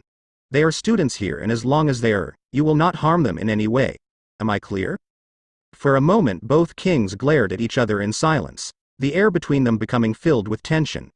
Rias glared at Sona for a moment before scoffing slightly and stood up. As you wish, Sona. Rias said as she turned her head around. We shall take our leave, she announced as she left, and Akano bowed at them before following her king out the door. Sona let out a sigh as she pressed a hand against her forehead. She could already predict that Rias will engage them one way or another, and it won't be pretty. They both can agree on some things, but she wasn't going to let her attack two new students just out of petty revenge and judgment. She's going to go through with it, isn't she? Tsubaki spoke but already knew the answer. I'm afraid so. Sona breathed as she turned to her queen. While a good king she is, pride is the one thing that she always let get the best of her. Not like I have room to talk about pride, Sona thought. So, what are we going to do? Tsubaki asked with concern laced in her voice. Let this thing play out. You and I are going to watch the interaction between them. If things escalate too high, then we'll intervene. Understood. Tsubaki nodded her head. Thanks, you may take your leave, Sona says as her queen headed to the door and left the room, leaving the young Citri alone in her thoughts. I need to call Sarah Neat later on, Sona says as she pulled out a drawer and picked up an old ribbon. It looked worn out and faded, but it was still intact. If my predictions are correct, then I think I may have found him. Seraphal Leviathan was currently in the underworld in the middle of a forest, but she was not alone. She was walking on her own, reminiscing about the past, when a sudden chill went down her spine as if someone was watching her. Soon she came face to face with a woman that stared at her with dead, lifeless eyes. She was in a Lolita outfit that looked a little childish, but Sarah had no right to complain, seeing as how she was in her own magical girl outfit. Who are you? Seraphal Leviathan, you are one of the four Mao of this world, are you not? The woman asked her as she nodded her head. Yes, I am, Sarah answered as she narrowed her eyes. Who are you and what are you doing here? She asked, although she could not shake off the fear she was feeling at the moment and the tremendous power this woman was holding. It was overwhelming. Fear not, Ophis replied. I've not come here to harm you, I'm actually here to help you. Help me? Sarah raised an eyebrow at this. You met one of my children from long ago. Your children? Seraphal had a confused look at the woman in front of her, not knowing that she was Ophis. I'm sorry, miss, but I'm afraid I don't know who you are talking about. If your children are lost, then I can help you find them. No, my children are doing well. I mean that you have met one of them in the past, goes by the name Bryce Hayate, she explained. Seraphal eyes then widened at the name mentioned before her.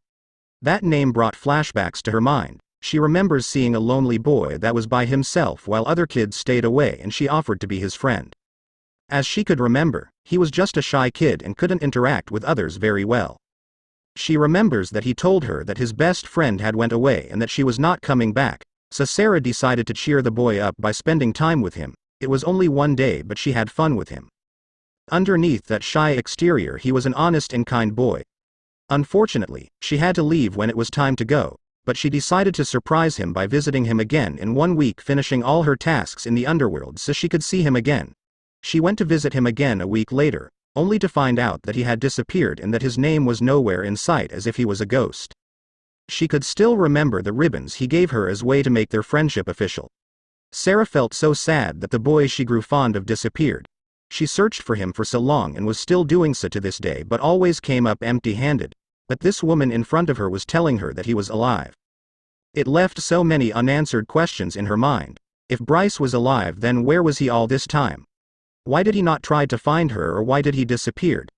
Better yet, why did no one keep records of him? Is it true? Is he really? Sarah's voice was filled with worry as Ophis answered her. Yes. He is alive, but is far from okay. Can I see him? Sarah asked her too quickly. Ophis raised an eyebrow in curiosity as Sarah gazed at the ground with a frown. If what you say is true, and he is alive, then, please take me to him. I need to see this for myself. Ophis slowly walked over to Seraphal and gazed into the woman's eyes with her own soulless ones. She could see the determination and concern in the devil's eyes. Ophis has met many humans and devils that had a hidden motive within their words, but she could see no deception coming from Sarah. She could see that she wanted to see her child for comfort, reassurance, and closure. Do you speak the truth? Do you truly want to see my child and nothing else? More than anything, Sarah said with a determined expression. Ophis let out a rare smirk as she turned around. Very well, I shall take you to him, Ophis said as she opened a portal and was about to walk into it until Sarah stopped her. Wait. You still haven't told me your name. I believe I shall tell you as soon as we rendezvous with my children. Come. Ophis ordered her as she went through the portal. Sarah stared at portal for a few more seconds before regaining her determination and ran through the portal as it closed behind her. Sorry. Uploaded the chapter without note the first time. Anyway, I would like to say that next chapter is a fight scene between Bryce and Izumi against the orc, and then possibly expect a certain flaming phoenix to come into the picture as well, although the latter may come in chapter 6. Still, I thank you all for reading this story and I hope you are enjoying it. Read, review, and see you next time. Hell Laser descending back to hell. First, previous ch4 of 10. Next, chapter 5, School Trouble. In the apartment, Middlet and Asia were on the couch watching a TV show with glee and curiosity as they saw random people running on a platform. Bryce and Izumi were in the back of the kitchen, the former quietly sitting at the counter while the latter was humming to herself as she chopped some vegetables. After Bryce and Middlet chatted, Izumi came in with Asia and both were surprised at seeing the other with someone. After an explanation from both sides, the older teens both decided that they would take them both in. Izumi then suggested that both girls get to know one another while she and Bryce make dinner. Izumi continued humming as she poured the vegetables from the chopping board into the pot before grabbing the lid and set it on top. Turning around, she turned her gaze to Bryce, who was also staring at the girls. Hey, she called out to him, earning his attention. I'm really glad that the girls are staying with us. Hi. Bryce nodded his head. They both deserve a home, or at least a better life, not the one we're living, he stated as she nodded her head in agreement. Yeah, I hear you. She glanced over back to them with a sad look on her face. Asia is just a sweet girl. She was just helping someone and in return she got nothing but hate and was ostracized for it. She's been on her own longer than she should. She didn't deserve that, Izumi stated with a frown. I could say the same with Middlet. Bryce started as he stared at the blondes. She had no friends her age and her peers always abused her for the smallest of things and placed the blame on her. Apparently the whole Grigori did.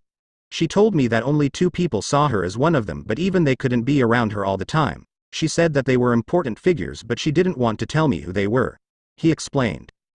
That reminds me, Izumi started as she turned to her companion with a cold glare. I need to find the devil that made Asia lose her status as a healer and turned her to a heretic, not to mention pay the angel faction a small visit. Don't. He started, stopping her as she gave him a pout. Why not? As of right now, we only know that the angel faction outed her, but we don't know who the devil was, he pointed out. Did she tell you who it was she healed? Izumi moved to speak but paused as she realized that he was right and that Asia didn't tell her about the devil that played a role in her excommunication. She let out a small sigh and crossed her arms. No, she didn't, she said, looking away from him. Bryce knew that he somehow upset her with his words, so he decided to give her a suggestion. How about this? He spoke but she didn't turn back to him. I go to the place where Asia healed the devil and scout the area, possibly the entire city, and find out on our mysterious figure. That way you can go and kill them. I'm listening, Izumi said, walking over to him as leaned her back to him. Lazily raised her hands behind her head to wrap them around his neck. Bryce didn't react to the tease she was giving him as he continued speaking. I just need to ask Mother about transporting me there and back so I don't take forever, he concluded. Well, Izumi paused as she looked up the ceiling and thought. You know, Mother is always on the move and never stays in one spot, plus she keeps going back to Infinite Dimension to antagonize Great Red. She put air quotes when she said antagonize. Of course, this has no effect since he is always replying with jokes and teases her to no end, she explained, earning a blank gaze from her companion. I didn't know that Great Red could do that, he said, feeling Izumi move her head a little as she had a small smile on her face. Well, of course he could. Not all dragons are the same like Mother is. Every dragon is living being like us with emotions, and that includes her. Diedrich and Albion with their pointless rivalry, Aunt Tiamat with her anger towards Diedrich, and Uncle Tannen with his joy as he and Ophis trained us, she stated as she sat up and turned her body towards him. And our Mother, I know deep down that she has love for us in her heart even if she has a hard time expressing it. I guess you're right, he nodded as he stood up from his seat. Still, I wish to contact Mother. Don't worry, when she comes around again then we can ask to help us with that, Izumi reassured. Oh my god. Both teens turned their head to the younger girls as they saw Asia staring at the screen with worried eyes while Middlet was having a hard time trying not to laugh. What's wrong, Asia-chan? Izumi asked as she walked over to them and bent her knees. That poor man was running on the platform and then he suddenly flew off into the water. He could be hurt, why isn't anyone helping him? She spouted in a worried tone. Izumi raised an eyebrow as she turned her head to the TV and then realized what they were watching. She simply giggled to herself at Asia's worried expression before placing a hand on the blonde's shoulder. No need to worry about him, Asia-chan. He's okay, as you can see. Izumi reassured her as she pointed to the TV. They saw the man climbing out the water and onto the ladder going up the platform again. He is okay, Asia said before her face morphed into confusion. But why is he going through it again? Won't the same thing happen? Not always, Bryce said as he came over and stared at the TV. This is what people call Wipeout. It's a game show in America where play for a ton of money as they dodge weirdly shaped obstacles and other things. Oh, Asia said in understanding while Middle gave an irritated look. So these humans are playing a dumb game and get themselves into a game show all for money, she said as she crossed her arms. That sounds stupid. It does, Izumi agreed as she pointed to the TV. But when it comes to game shows like these where you can enjoy seeing someone getting knocked out of the stage because it's funny and they say wacky comments all the time, it's worth watching. They watched the same man get up and run across the platform again. This time he jumped over the springing mat and yelled in success. He continued running before getting knocked to the water again by a punching glove. This earned some laughs from Izumi and Middle, while Asia gave a cringe look from when she saw the person get hit in the face. Bryce just stared at the TV, but inwardly he was glad that the girls were enjoying themselves. They continued watching until they heard a ding come from the timer and Izumi immediately sprung up and walked over to the kitchen. After checking the pot, she called out to the others. All right everyone, dinner's ready. Asia and Middle sat up by the counters while Bryce was standing earning a confused looks from them. Izumi poured some food into 4 bowls before carrying all of them within her arms, quickly setting one bowl in front of them before sitting down in her seat. Itadakimasu, Izumi said with her hands together. Itadakimasu. They all followed.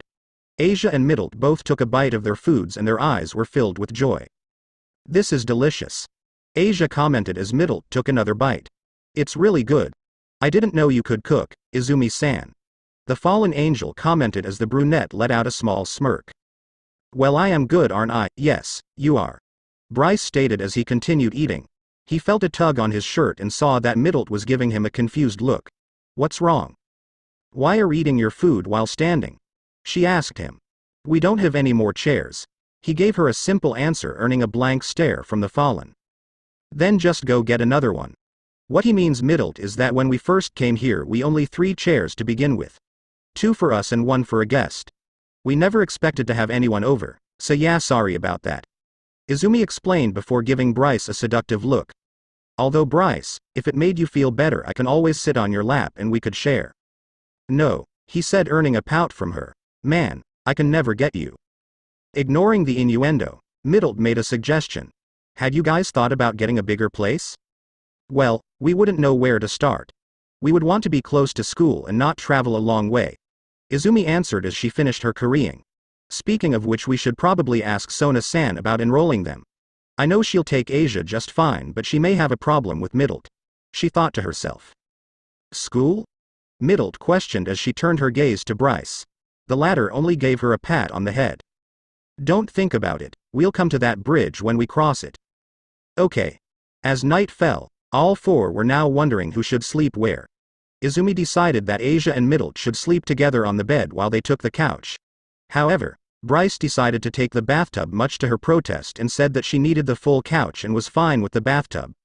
Reluctantly, Izumi let him and took the couch while the other 2 took the bed.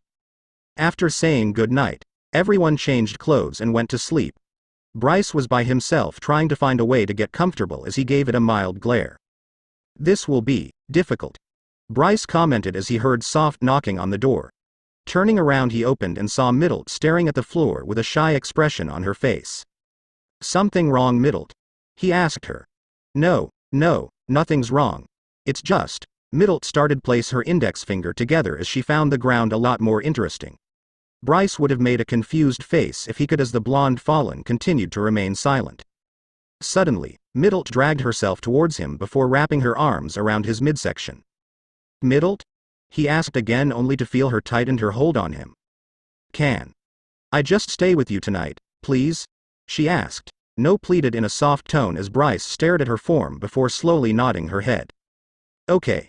He then turned his head to the bathtub and realized that they might have trouble sleeping, but he had an idea. After closing the door, Bryce then told Middle that he would sleep on the floor, but she shook her head, not wanting him to let go, so the other option he had was climbing into the tub himself and laid flat on his back while she laid on his chest, her ear listening to his heartbeat. Moments of silence was that they heard until Middle spoke once more. Bryce, will you? Middle kept stuttering as she tried to find the right words to say. It was both embarrassing and stupid for her to even ask, but the way he spoke earlier about her life made her want something. Can you be my Oni-chan? Bryce stayed silent as he tried to process what the blonde was asking him. As far as he could remember, she was asking for a sibling. Not by blood but by bond. I mean, Middle's expression morphed into a frown as she closed her eyes. You don't have to, it was really stupid of me to even ask. You just met me a few hours. Yes. What? I will take the role of being your brother, Middle. And I promise that I will protect you no matter what. As long as I'm here I will not let any hurt you. Middle was deeply affected as his words processed through her head before silent tears flowed down her cheeks as she leaned her head back into his chest with a smile on her face. Thank you, Oni-chan. She muffled, but he could hear her as he nodded his head and made a vow to himself. I will not let anyone else suffer the way I did. She deserves to be happy just like Izumi, just like Asia. As long as I'm breathing, I'll kill anyone that hurts her. Rias was in the orc going over some devil pacts. She was by herself as Kiba and Kaneko were sent home. Akeno is out on a little mission for her. She had the sadist watch the duo's every move despite Sona's warnings. She knew that the two outsiders were hiding something, but she couldn't figure out what. And from what she saw at the church, they were not here to play nice. She gave off a heated glare and stared at the book, lost in thought for half the time until she felt Akeno call her name. Rias. The black-haired girl walked in with a sweet smile on her face. What is it, Akeno? I come bringing news. Turns out our duo is hiding a little something from us. Akeno said, earning Rias's attention. Oh, and that may be. Akeno's expression turned serious. They are housing two other girls that look younger than them. How is that hiding something? Rias looked at her best friend in confusion and sweat dropped. Oh, you didn't let me finish. One of them is actually a fallen angel while the other is human. Akeno explained as Rias' eyes widened in shock. Rias immediately stood up from her desk. A fallen angel? With them? Akeno nodded her head in confirmation.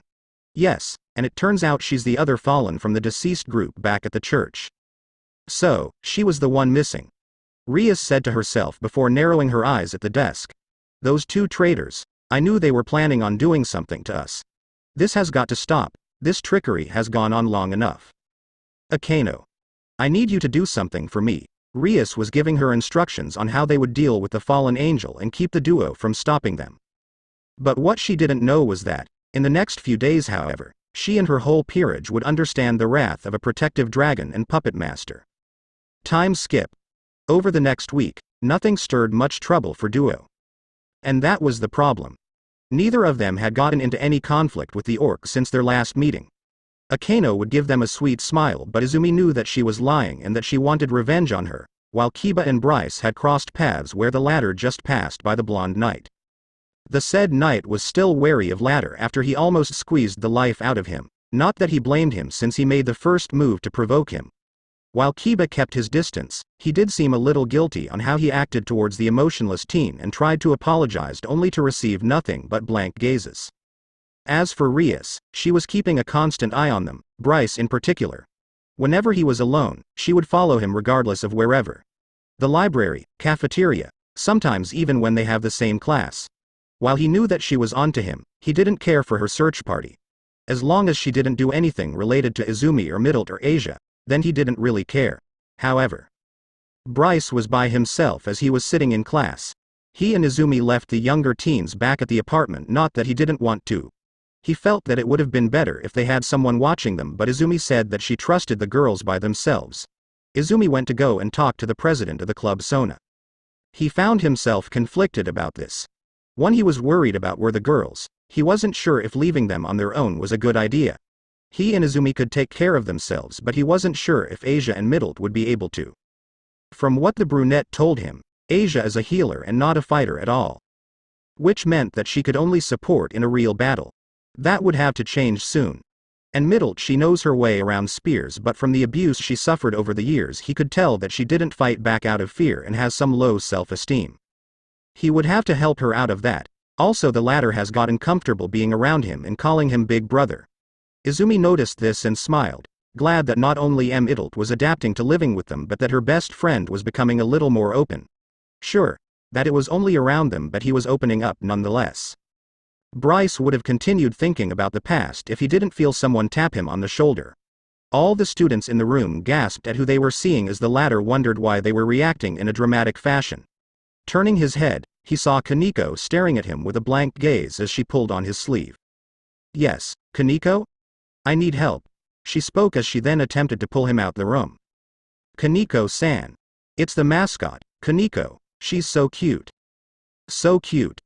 Bryce threw all a glare and everyone immediately closed their mouths and shuddered from his gaze. He was a bit annoyed that all of them were causing a ruckus over something small. Then again, it's not like he knew the petite's girl status around school. "Come on." She spoke again as she tugged his sleeve once more. The latter just nodded his head and followed her out. As they left the classroom, Kaneko stopped and let go of his sleeve, turning her body towards him. "What do you need help with, Kaneko?" he asked. The cat girl suddenly looked away from him as her mask began to break and she adopted a nervous expression on her face. The boy was confused as the younger girl started poking her index fingers together. "Could you meet me at lunch on the field?" "Why?" Kaneko stuttered as she tried to come up with some words. "I just want to get to know you a little better, that's all. I mean, it wouldn't hurt to spend some time to know someone, would it?" Bryce just stared at her with a blank gaze as the petite girl shifted her foot on the ground. "Okay. I will meet you there. Ring. Ring. Ring. I guess I will follow you then." "Hi." Kaneko nodded as she turned around and walked ahead, motioning for him to follow. Bryce knew she was hiding something, but he couldn't figure why. Something told him that things will go bad today. Kaneko, on the other hand, was feeling guilty for this. For what she was doing to someone other than her peerage she considered a friend. She was stalling him to keep him away from their charge so Akeno and Kiba could go and take care of her. She didn't know why she was feeling guilty. She was doing what Rias told her to do. What her king ordered her to do. That should be it. She should have no problem doing it. So. Why does my chest hurt so much? The cat asked herself as using her left hand to clutch her chest. Back at home, Middle and Asia were watching TV when someone knocked on the door, earning their attention. Asia decided to go and open the door when the fallen angel felt a presence enter the air and was about to speak until she felt someone cover her mouth and held a sword to her neck. Asia opened the door and greeted the person with a friendly smile. "Hello. Hi there, Asia-chan. How do you know my name?" Asia asked in confusion while the older teen just smiled at her. "Oh, your friends Izumi and Bryce told me about you." Akeno told her, but the blonde wasn't buying it. "That's not true," she said, giving the elder teen a frown. "Oni-chan and Bryce-san never mentioned anything about you other than school. And they said they would take us there when things died down." Asia countered. "So who are you really?" "I'm sorry, Asia-chan," Akeno suddenly said. Asia was confused before feeling a slight jolt, her eyes widening and suddenly closed as she fell into Akeno's arms. Mitlet let out a muffled scream as she saw Asia placed on the ground before the sadomasochist turned to her. Era. A fallen angel here alone with a normal innocent human girl," Akeno said as she placed a hand on Middle's cheek, the latter shaking with fear as she felt the older girl's hand. Naughty. The next thing that happened was that Middle felt the same thing that happened to Asia happened to her and suddenly felt her eyes become heavy as she faded into unconsciousness. "Now that we have what we came for, why don't we go on and head back to Rias?" Akeno said as Kiba nodded his head, carrying the younger blonde on his shoulder before a red teleportation seal appeared below them and they sunk into the floor, disappearing from the room. After 10 minutes, Asia groaned as she struggled to open her eyes from what she felt like a small migraine forming in her head. Rubbing her eyes to regain her vision, she blinked a couple of times as she looked around the room. What happened? The last thing I remember was watching TV with Middle and then someone knocked on the door. I answered the door and saw this woman that. Asia paused as she suddenly gasped and her eyes widened in alarm as she remembered the event from earlier. Middle? Middle? Asia called out as she frantically searched the small apartment for her roommate.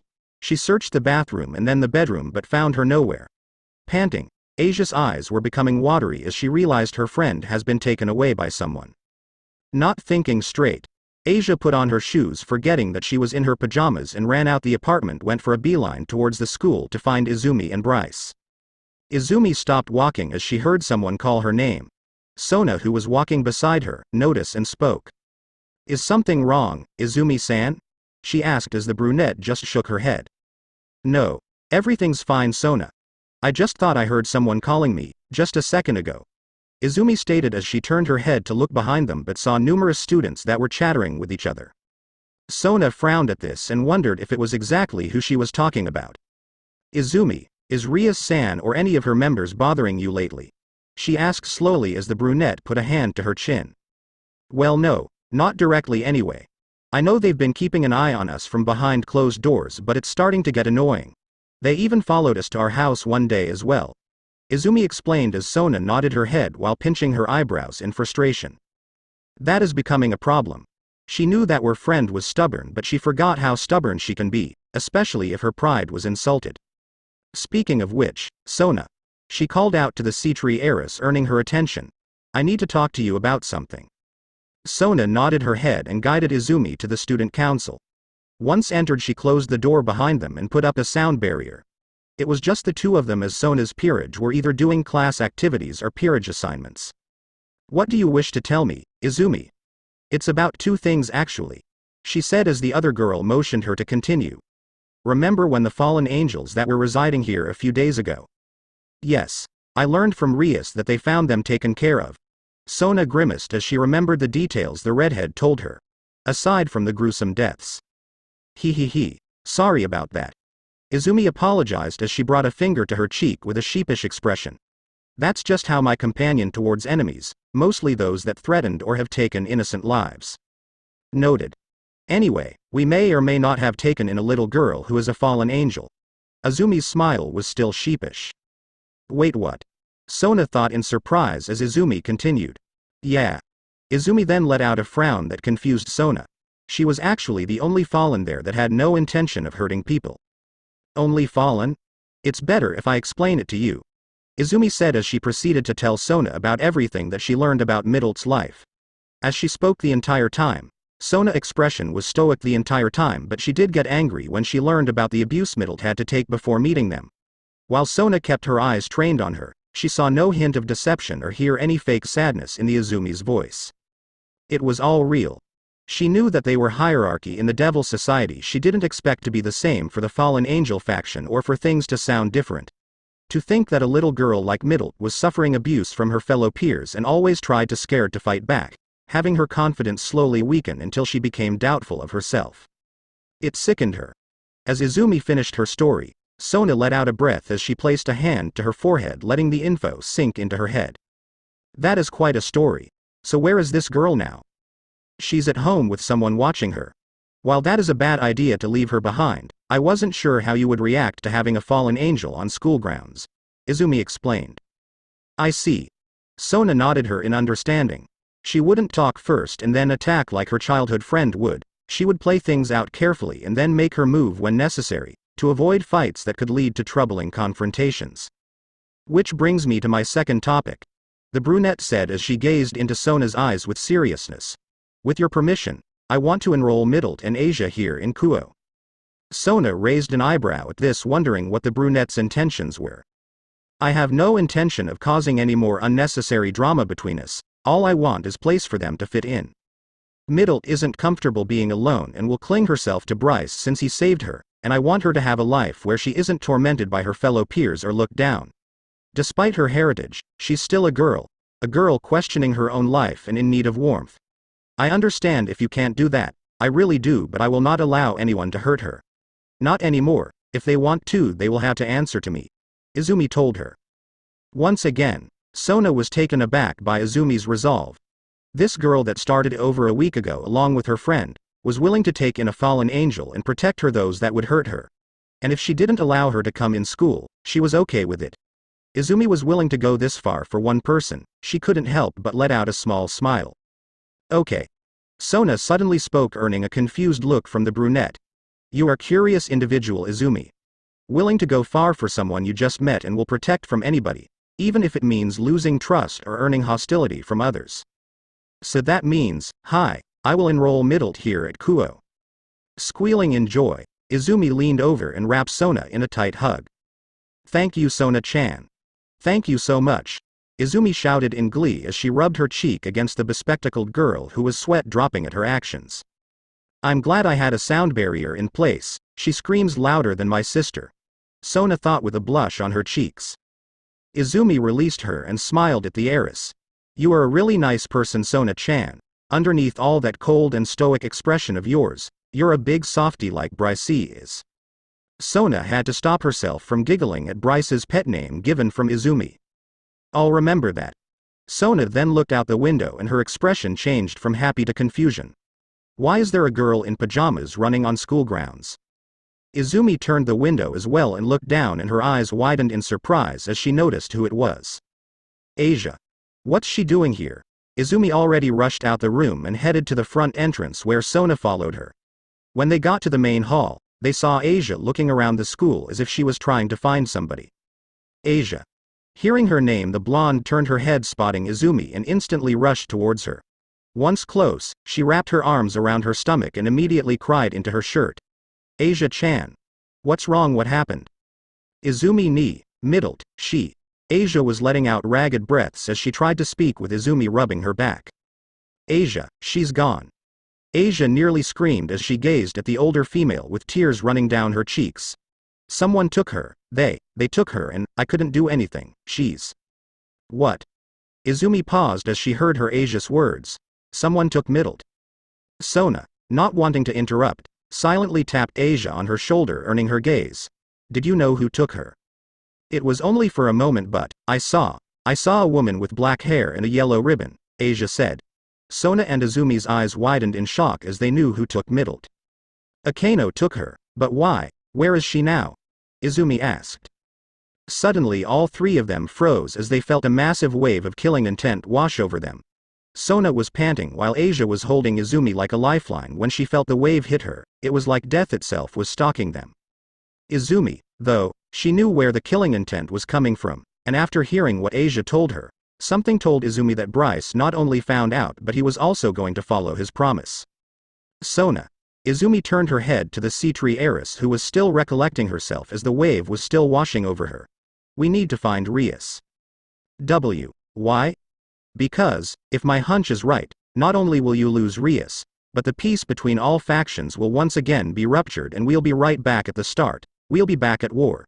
Izumi explained as she picked up Asia bridal style, the latter clutching her neck tightly and burying her face into the brunette's neck, before running off to find Bryce and stop him. Middle awoke to the sight of Rias looking at her with a neutral expression. She was about to get away when she felt her back hit someone's leg. Looking up, she saw Akeno giving her a sweet smile, but she could tell that there was killing intent behind her. Era. Trying to run away, are we? Akeno teased as she bent and moved her hand towards Middle's arm. Middle recoiled a bit as she felt Akeno tap her arm, confusing her. At first nothing happened until suddenly she felt volts of electricity run through her body, shocking her. Ah! Middle screamed loudly. That's enough. Rias ordered as Akeno let out a pout and released her magic. The lightning leaving her body, Middle was panting as she stared at the girls in fear. Rias then ordered Queen to leave, which she did as the sadomasochist giggled and blew a kiss to Middle before walking away, leaving the two alone. Please, I don't want any trouble, don't play dumb with me, Rias said in a cold tone as her gaze was piercing into Middle's soul, scaring the latter once more. I don't know how you escaped or why you are alive, but you should be dead. That shut-in said he took care of all the fallen except one, which meant you. She's talking about Oni-chan. Middle wondered as she heard them talk about Bryce. Me? She questioned. Yes, you. In all honesty, you shouldn't even be in my territory, and yet you are. Rias answered. What do you want from me? Middle asked her. Rias just gave her the young blonde a smile as she leaned toward and spoke. I want you to tell me about your guardians, Izumi and Bryce. Rias stated. Why? Middle asked. Because, they are a threat to the people here. And I will not allow them to harm innocent people or cause any trouble. Rias explained as she stared at the blonde. But. They haven't done anything. Middle protested, earning another glare from Rias. Even so, you've been with them long enough to know something about them. Even for a short time, you must have learned something. What do you mean? Middle asked with a frown on her face. I mean, why else would they take you in? Rias asked with a perplexed gaze. She was planning on tricking Middle into giving information. If she learned something personal, she might gain the upper hand and get rid of the girl at the same time. You were dying and out of pity they saved you. Middle flinched as Rias spoke, earning a hidden smile from the redhead. They would have no need for a fallen like other than to spy or use you for other reasons. You are their slave, you are nothing more than a servant. Rias explained as she kneeled beside Middle and tugged the latter's arm. Even your outfit is an example of what you represent. That's all you are, nothing more than a tool. Middle couldn't help but whimper and shake as Rias' words getting into her head. She's been by herself all her life wondering about her role and was a little confident in her own skills, but when she started getting abused, fear and doubt settled in her mindset. If what Rias said was true, then why was she here? Is she really useless in the world? Why did they save her? All these conflicting thoughts swarmed in her head over and over, and just when she was about to submit to Rias, Bryce's words ranged in her head. Every life in this world is precious. Whether you are a human or a fallen, devil, angel, or simply something else, no life should ever deal with pain and hatred all their life. Middle gasped as she remembered his words. How he sounded when he talked, he sounded emotionless, but when he spoke to her about saving her, he spoke with warmth and comfort and was ready to help her in a heartbeat. And the promise he made to protect her, she knew that she was welcomed into the family. He was the reason she was living. He was the reason he gave her another opportunity at living a normal life. He was the reason she now had a family to go back to. Don't you see? That's all you were, just a tool. Rias continued as she was about to touch her chin until the blonde spoke. Go to hell, Middle whispered. What did you say? Rias asked, leaning her head closer to the younger girl. I said, go to hell, Middle shouted as she headbutted Rias in the chin. Ah. You little, the redhead growled in pain as she rubbed the sore spot. I won't say anything. He gave me a home, he gave me warmth when everyone didn't, he cared for me when I wanted to die. I won't tell you anything about them. I rather get tortured than tell you anything about him. Middle growled as she glared at Rias, who was surprised by her newfound resolve. A little fight left in you, I like that. Rias thought as she stood back up. Well, even if you don't tell me anything, I'll get it out of you one way or another, or we can just skip to the dying part. She threatened, flaring up her destruction magic in her right hand. Middle took small breath before pointing her head up into the air and spoke only one word as loud as she could. She knew he would be able to hear here, he had to. She just hoped she did. Oni-chan. The scream caught Rias off guard, as were Akeno and Kiba, who looked at the closet door in confusion before suddenly turning their attention to the front doors of the gym when they were suddenly blown off. Dust clouds covering their vision, Kiba and Akeno looked to the doors and were stunned when they saw Bryce standing in the doorway, with a blank gaze, but they could see his aura. It was flaring angrily and he was ready to kill them. Rias dragged Middle roughly by her arm out of the closet as they saw Bryce. Rias' eyes narrowed while Middle looked at her older brother with tears in her eyes. Oni-chan. Suddenly, Bryce moved from his current spot and appeared in front of Rias, surprising all of them. She had no time to react as she felt a kick connect to her stomach, forcing her to let go of Middle and crash into the wall. The said boy turned his attention to Middle and kneeled in front of her. He took note of the damage done to her and quietly growled. Are you hurt? He asked as he checked her arms for any bruises. The blonde was still in shock at Bryce standing in front of her. And no, just a little shock, but I'm fine, she told him as she let him continue to inspect her. I'm glad that you were okay, he said as he gently ruffled her hair, the latter loving it as she buried her face into his chest. I'm glad that you came, you really came, Middle whispered as she started shaking. She felt his strong arms wrap around her frame comfortably. I made a promise, didn't I? I always keep my promises, he stated. They heard groaning and saw Rias slowly getting back up from the attack, and Akeno and Kiba ready themselves for a battle. Narrowing his eyes, Bryce quickly grabbed Middle and suddenly rushed to the other side he was on where Kaneko was standing by broken doors. Stay here, I'll take care of them.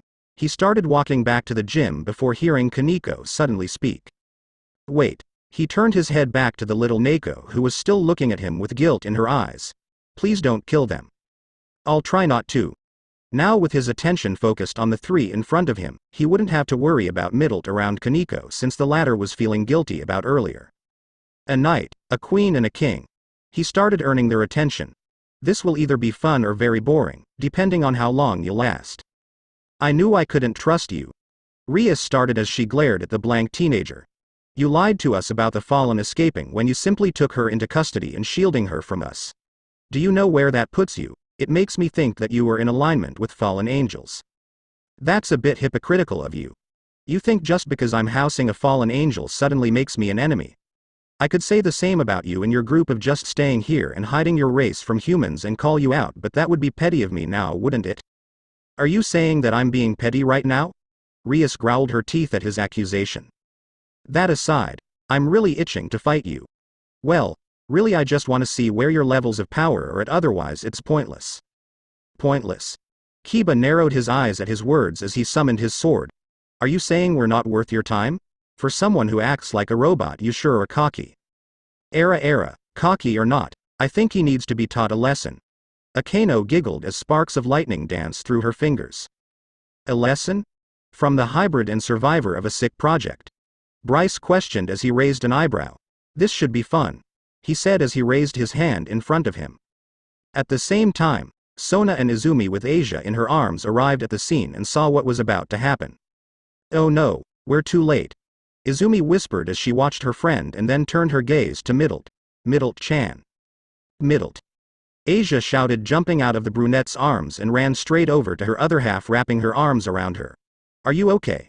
I was so worried when you were taken. I'm fine, just a little shocked, that's all. Middle said as Asia inspected her for any bruises and cuts. Sona gazed at the shorter blonde as she remembered what Izumi told her. So this is the blonde Izumi was talking about enrolling. She doesn't look that threatening, and the fact that this girl and Izumi are comfortable around her confirms that she's not dangerous.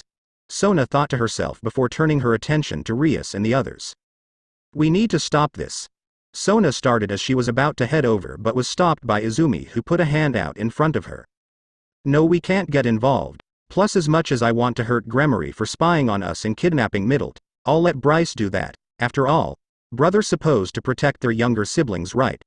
Izumi stated, earning a look of confusion from Sona. What does that mean? So ready to face your punishment? Rias mocked as Bryce just shrugged his shoulders. Whenever you're ready, he said, letting them have the first move. King, Rias Gremory, Queen, Akeno Hamejima and, Knight, Kiba Yuto versus Bryce Hayate. Kiba took the opportunity as he suddenly vanished from sight. Bryce stood still as he stared at the two other opponents before feeling movement from behind him. Ducking his torso, Bryce dodged the first strike as Kiba appeared behind him, missing his attack. Kiba released a barrage of slashes towards Bryce, but the latter just dodging or ducking the sword. What's wrong, can't keep up? Kiba taunted as Bryce continued dodging. The knight then decided to end his attack with an upward slash, jumping into the air before descending down with overhead slash.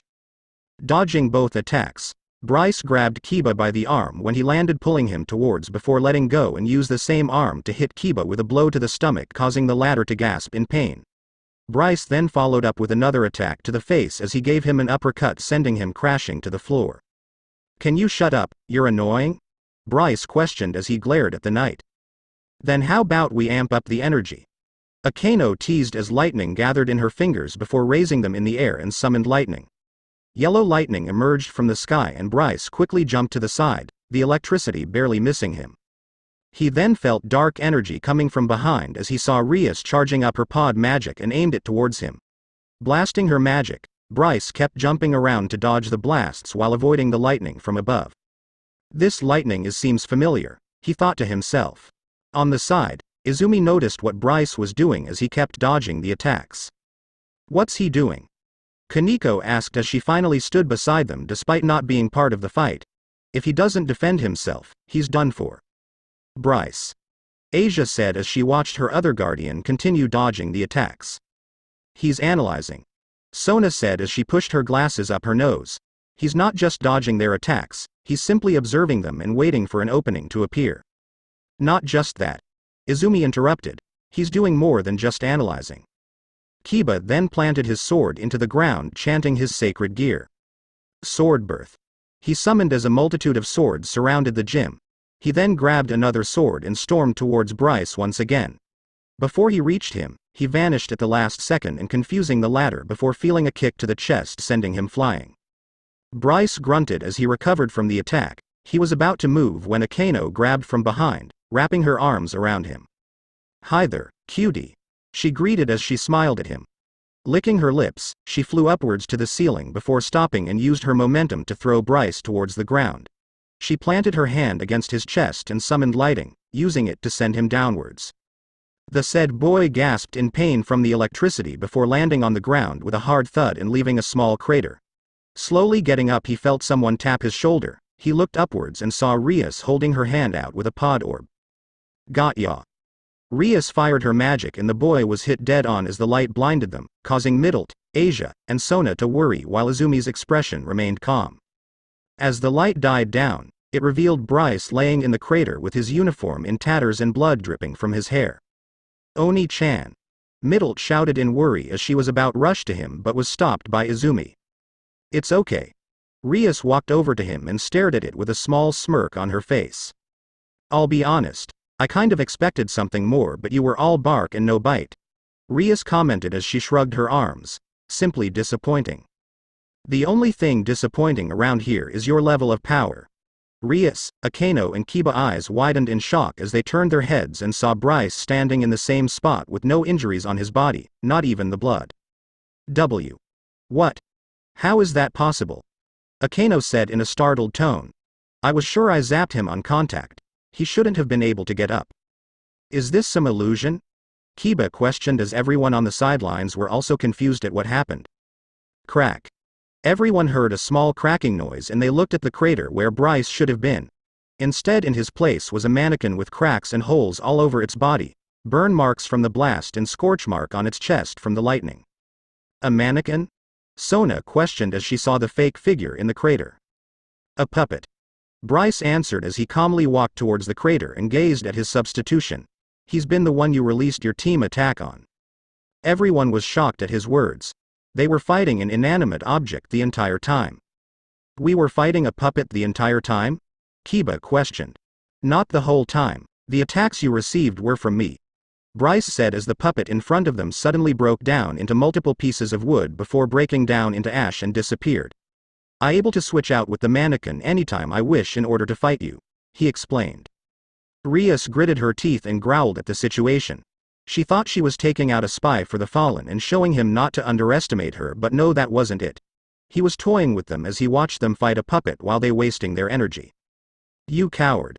Rias said as she clenched her fist. Are you looking down on my peerage? Pride will be your downfall. He answered only to receive an outburst from her. Answer me. Doesn't matter. You all took your chance and failed. He said as he closed his eyes and took a small breath before opening them again and stared at them with a cold gaze. Now it's my turn. He suddenly vanished from sight before appearing in front of them. Just when they were about to attack, they all were blasted off into different directions. Skidding to a halt, Rias stood up only to clutch her stomach as Kiba rubbed his jaw and Akeno with her arm. What was that? Asia shouted as her and Middlet watched the fight in awe. They all just went flying. I didn't even see them get hit. Sona thought as she tried to figure what had just happened. The knight. Bryce shouted as he appeared in front of Kiba and then used his right hand, delivering a powerful blow to his solar plexus, causing the knight to cough up blood. Following up on the attack, he turned and used his left hand to grab the blonde's head and slammed his head down into the ground, knocking him out. Kiba. Rias shouted and Akeno watched in shock as they saw their knight just easily get pummeled to the ground like he was nothing. Take this.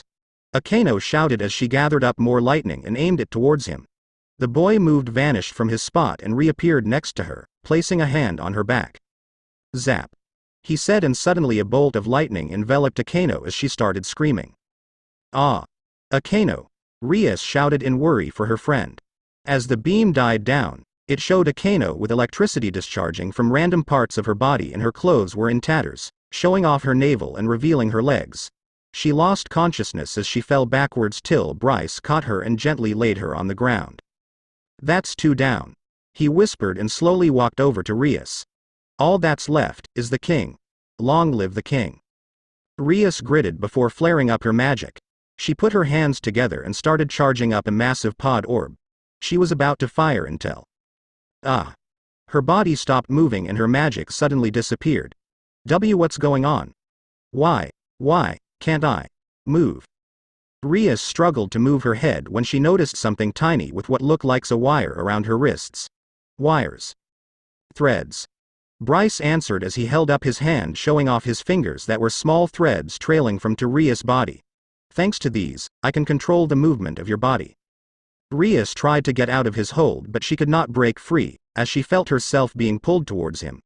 They were now a foot away from each as Bryce stared into Rias' eyes with a cold glare.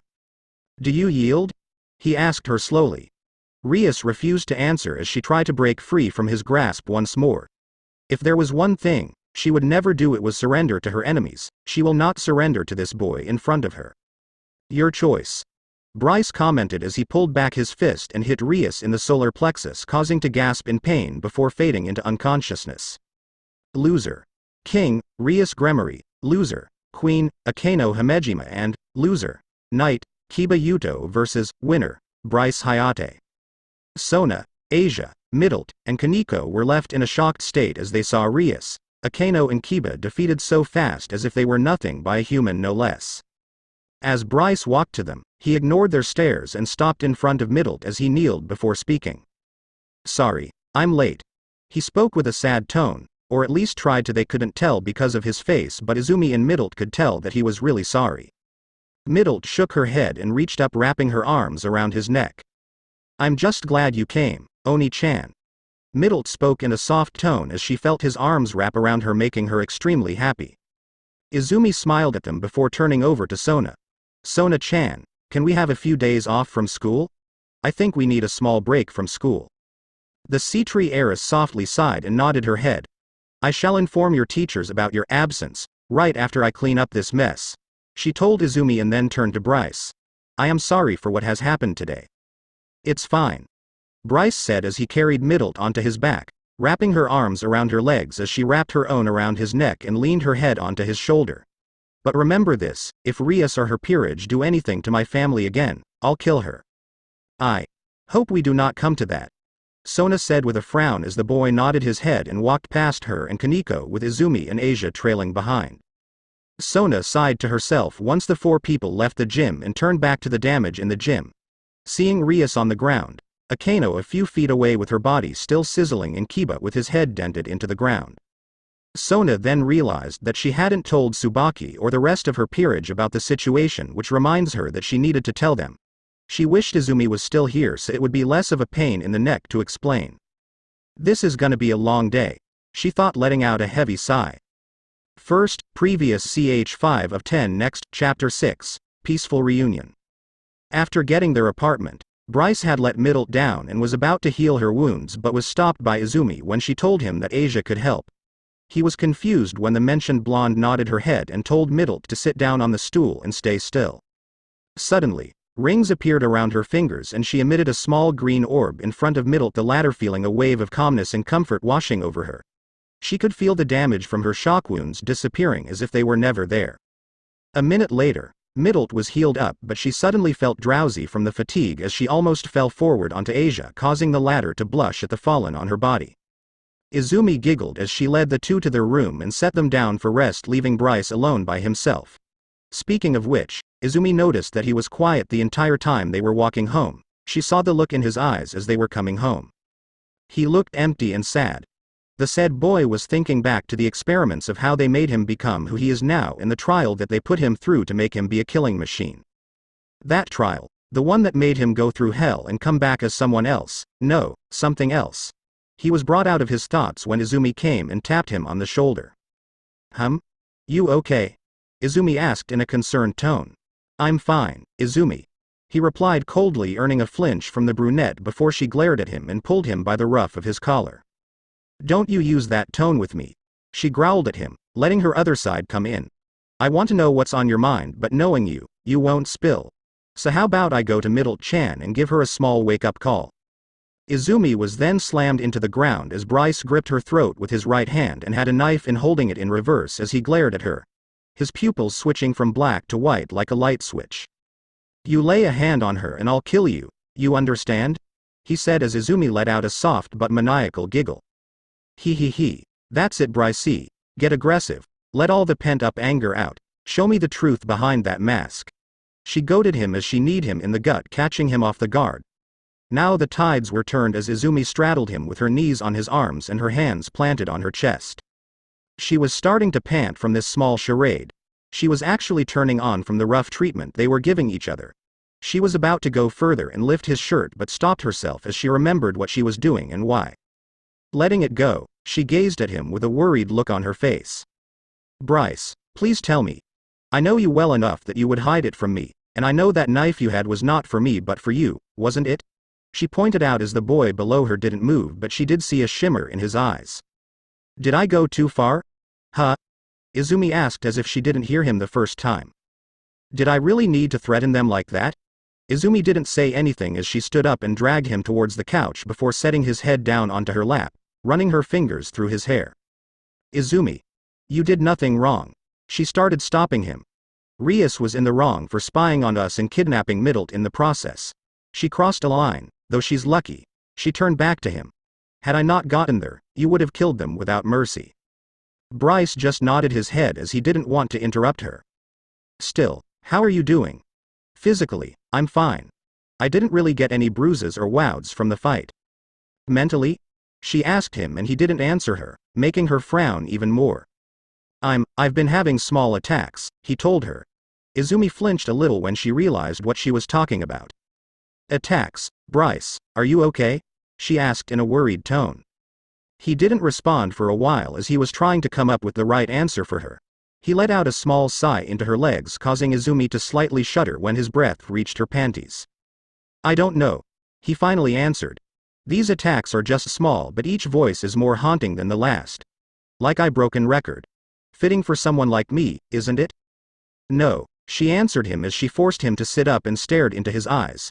"You were forced to kill, remember? You had no control over your actions, it isn't your fault." "But, didn't you tell me not to think about the Psyche incident just a few days ago?" she asked slowly as he nodded his head. "Well, let me tell you what you told me.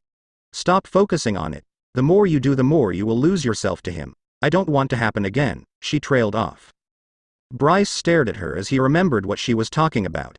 His darker side, the one that is cruel and enjoys killing. When he came out during the raid, it was horrible. It reminded him of when he couldn't save Izumi and how bad it affected them. "Sorry."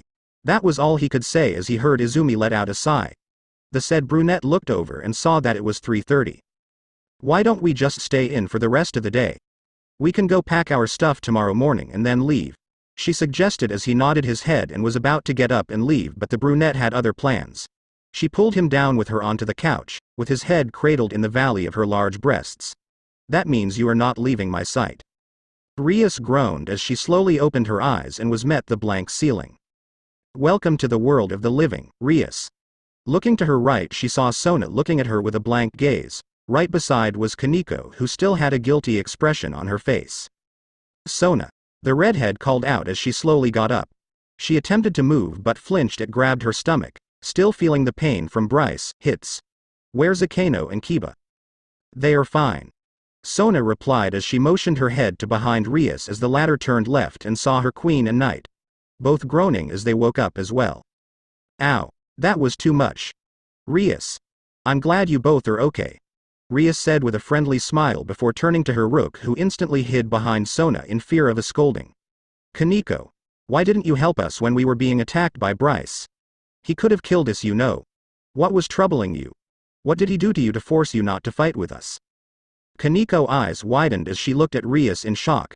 "Kill them? He was trying to kill them. He was only doing what he needed to do to save Middle, and he didn't force anything on her." She felt guilty for her own part in all of this. Not because of him. The white-haired Neko mentally growled at her master and was ready to lash out at her, but Sona stepped in and stopped her. That fault lies on you. Sona interrupted, earning a confused look from the redhead. What? Rias, forgive for being blunt, but weren't you the reason he fought you guys? Sona asked. Yes, but I had my reasons. Rias retorted. He lied to us about killing all the fallen and he left one alive, and he was housing her from us. It's clear they are allied with them and tried to kill us to save the blonde. He'll regret leaving us alive. Sona glared at her childhood friend with a cold gaze. Rias, you and both know that that is half true. You are right about him lying, but you were in the wrong. You spied on them and then kidnapped and tortured someone they care about, fallen or not. And he wasn't going to kill you either. He came with the intent of subduing you, even though it was brutal. Then why didn't he kill us? Kiba asked. Because Kaneko asked him not to. Sona said as the said rook glazed back to the floor. I don't know why, but he listened to her. Kaneko? Akeno called out to her this time as she gazed at the rook with a soft expression. Is that true? Yes, it is. Kaneko interrupted, earning their attention. I felt guilty. I know you told me to stall him, but it felt wrong. I know we're supposed to deal strays and fallen angels who come to harm humans, but it felt so wrong. She explained as she clenched her fists. I don't know why, but whenever I looked at him, I had this tight feeling in my chest that it was wrong for me to lie to him. It wouldn't go away, so I almost told him of what we were doing. He knew. What? He knew I was stalling him, but he still talked to me anyway. Kaneko said as a thought came into her head. I have to apologize. As soon as she did that, she left the room immediately, not wanting to be in there any longer. My, Kaneko looks troubled. Akeno called out in worry. It's because of you made her do, Rias. Sona answered. What did I do? Don't play dumb. Your order of her lying to Bryce is what has her down right now. She feels like she's responsible for what happened to Middle and blames herself for it. As she turned to the redhead once more.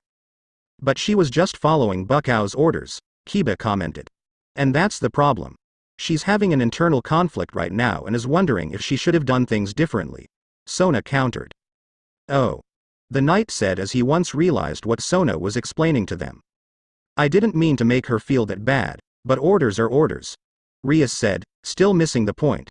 She shouldn't feel guilty over something like this. Those two were here to threaten and possibly, like the fallen, cause havoc to our territory, and I was not going to let that happen.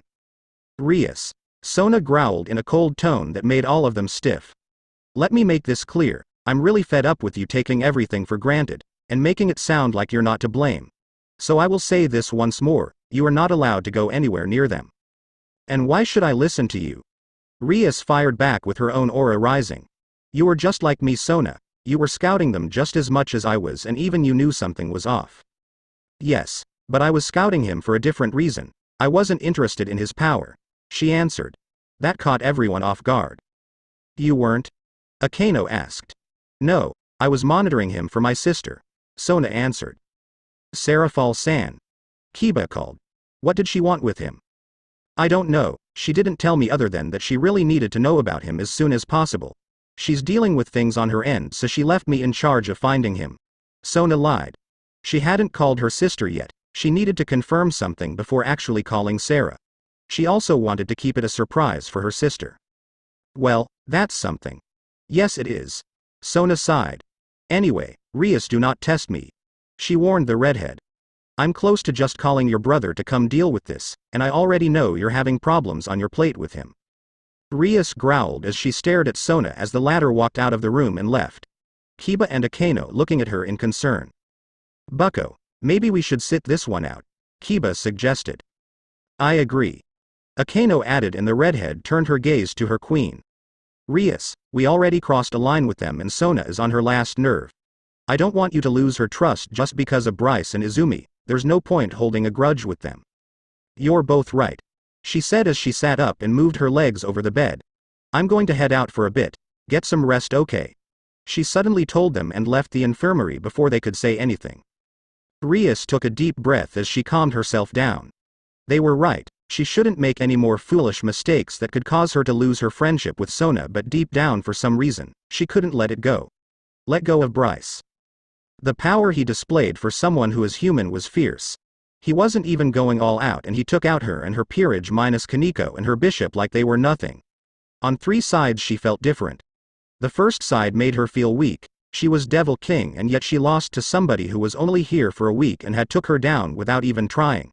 That fact hurt her pride, and she needed to fight him again to regain it. On the second side, it made her curious about him. Just like Kaneko, she saw something else behind his eyes. Torment and sadness. He was hiding it so well, and he was acting like he was some sort of robot or soldier waiting for its next command. Why did he have such pain behind his eyes? What story does withhold that turned him into the person he is now? The last side was full of hope. Sona was right, she was in a bind and was stuck in a forced political marriage, to a man that did not love her for her and only love her body. She hated that man with a passion, but she could not get out of the marriage.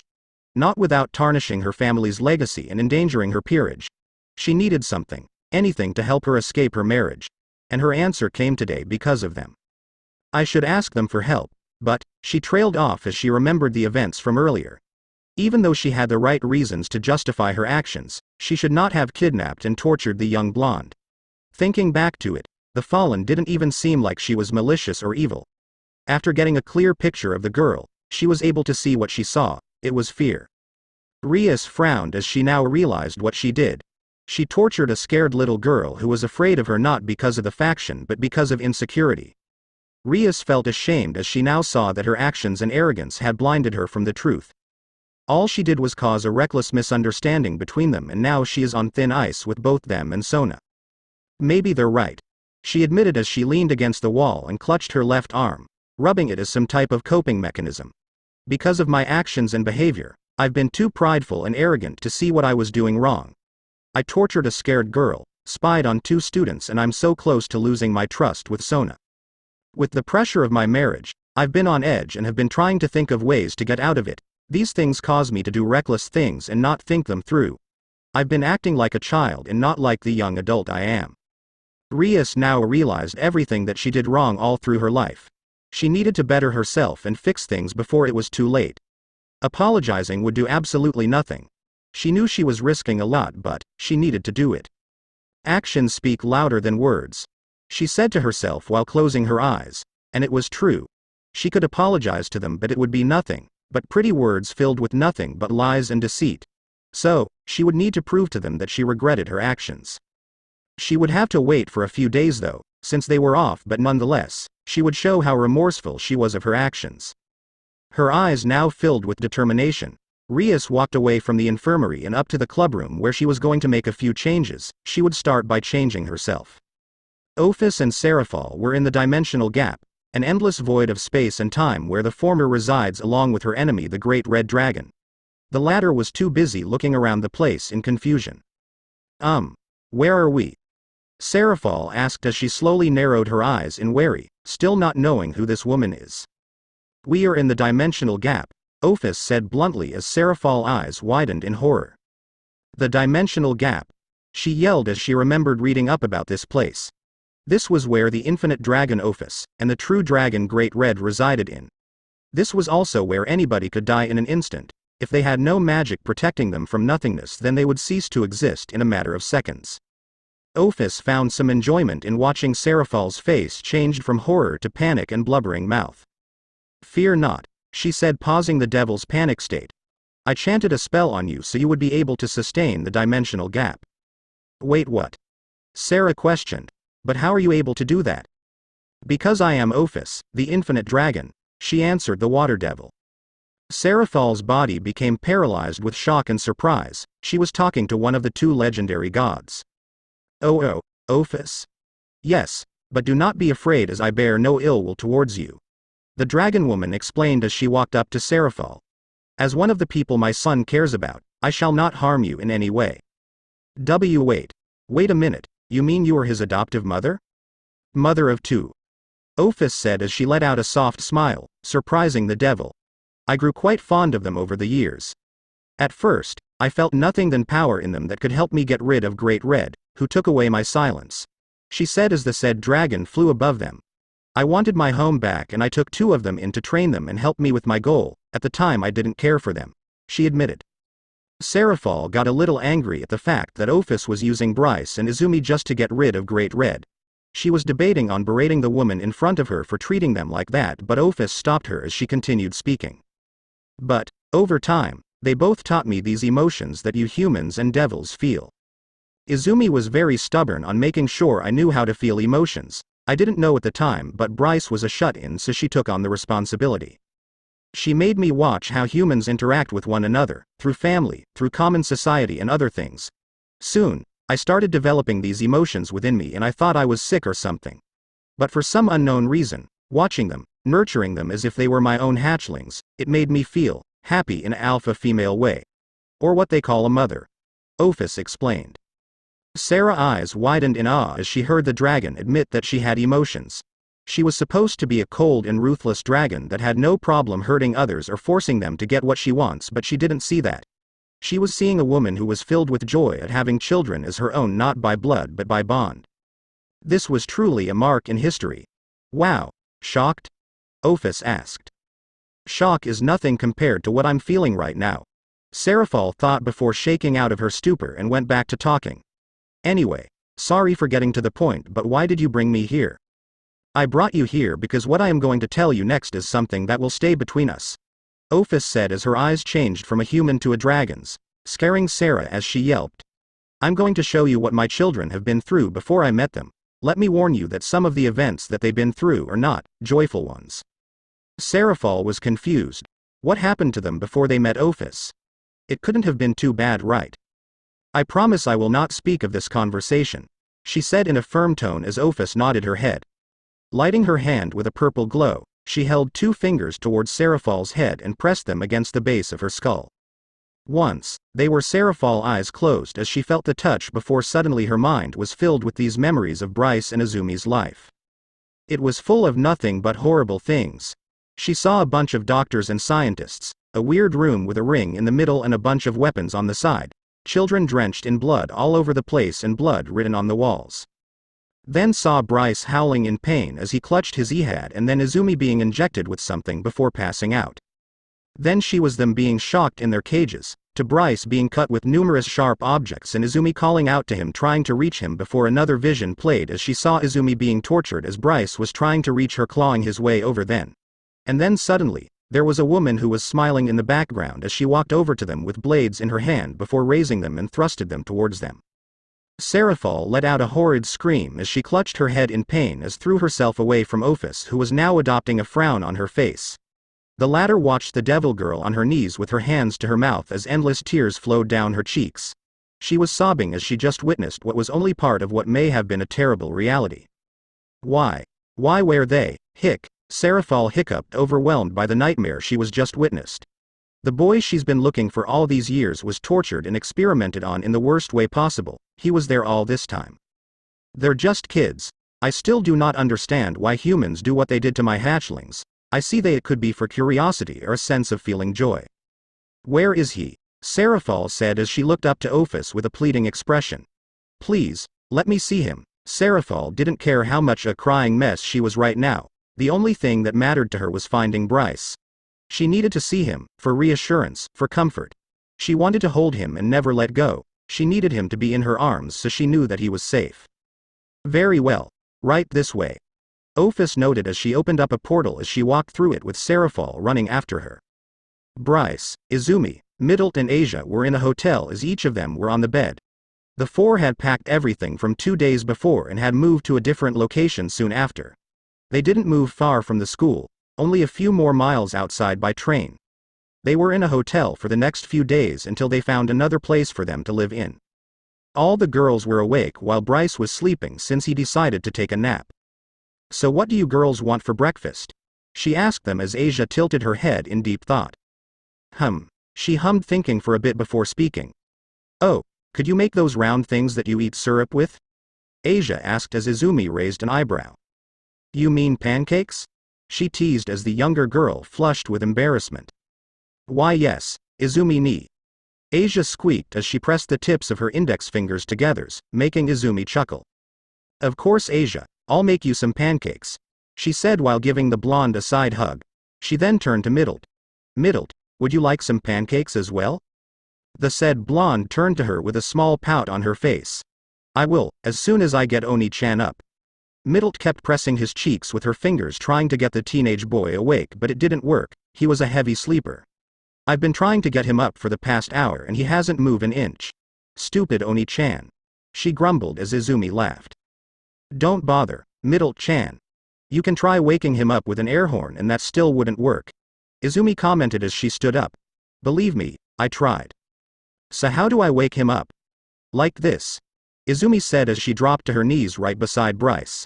She leaned down and slowly but teasingly licked his earlobe, earning a look of shock from Asia and Middle, who was blushing at the scene.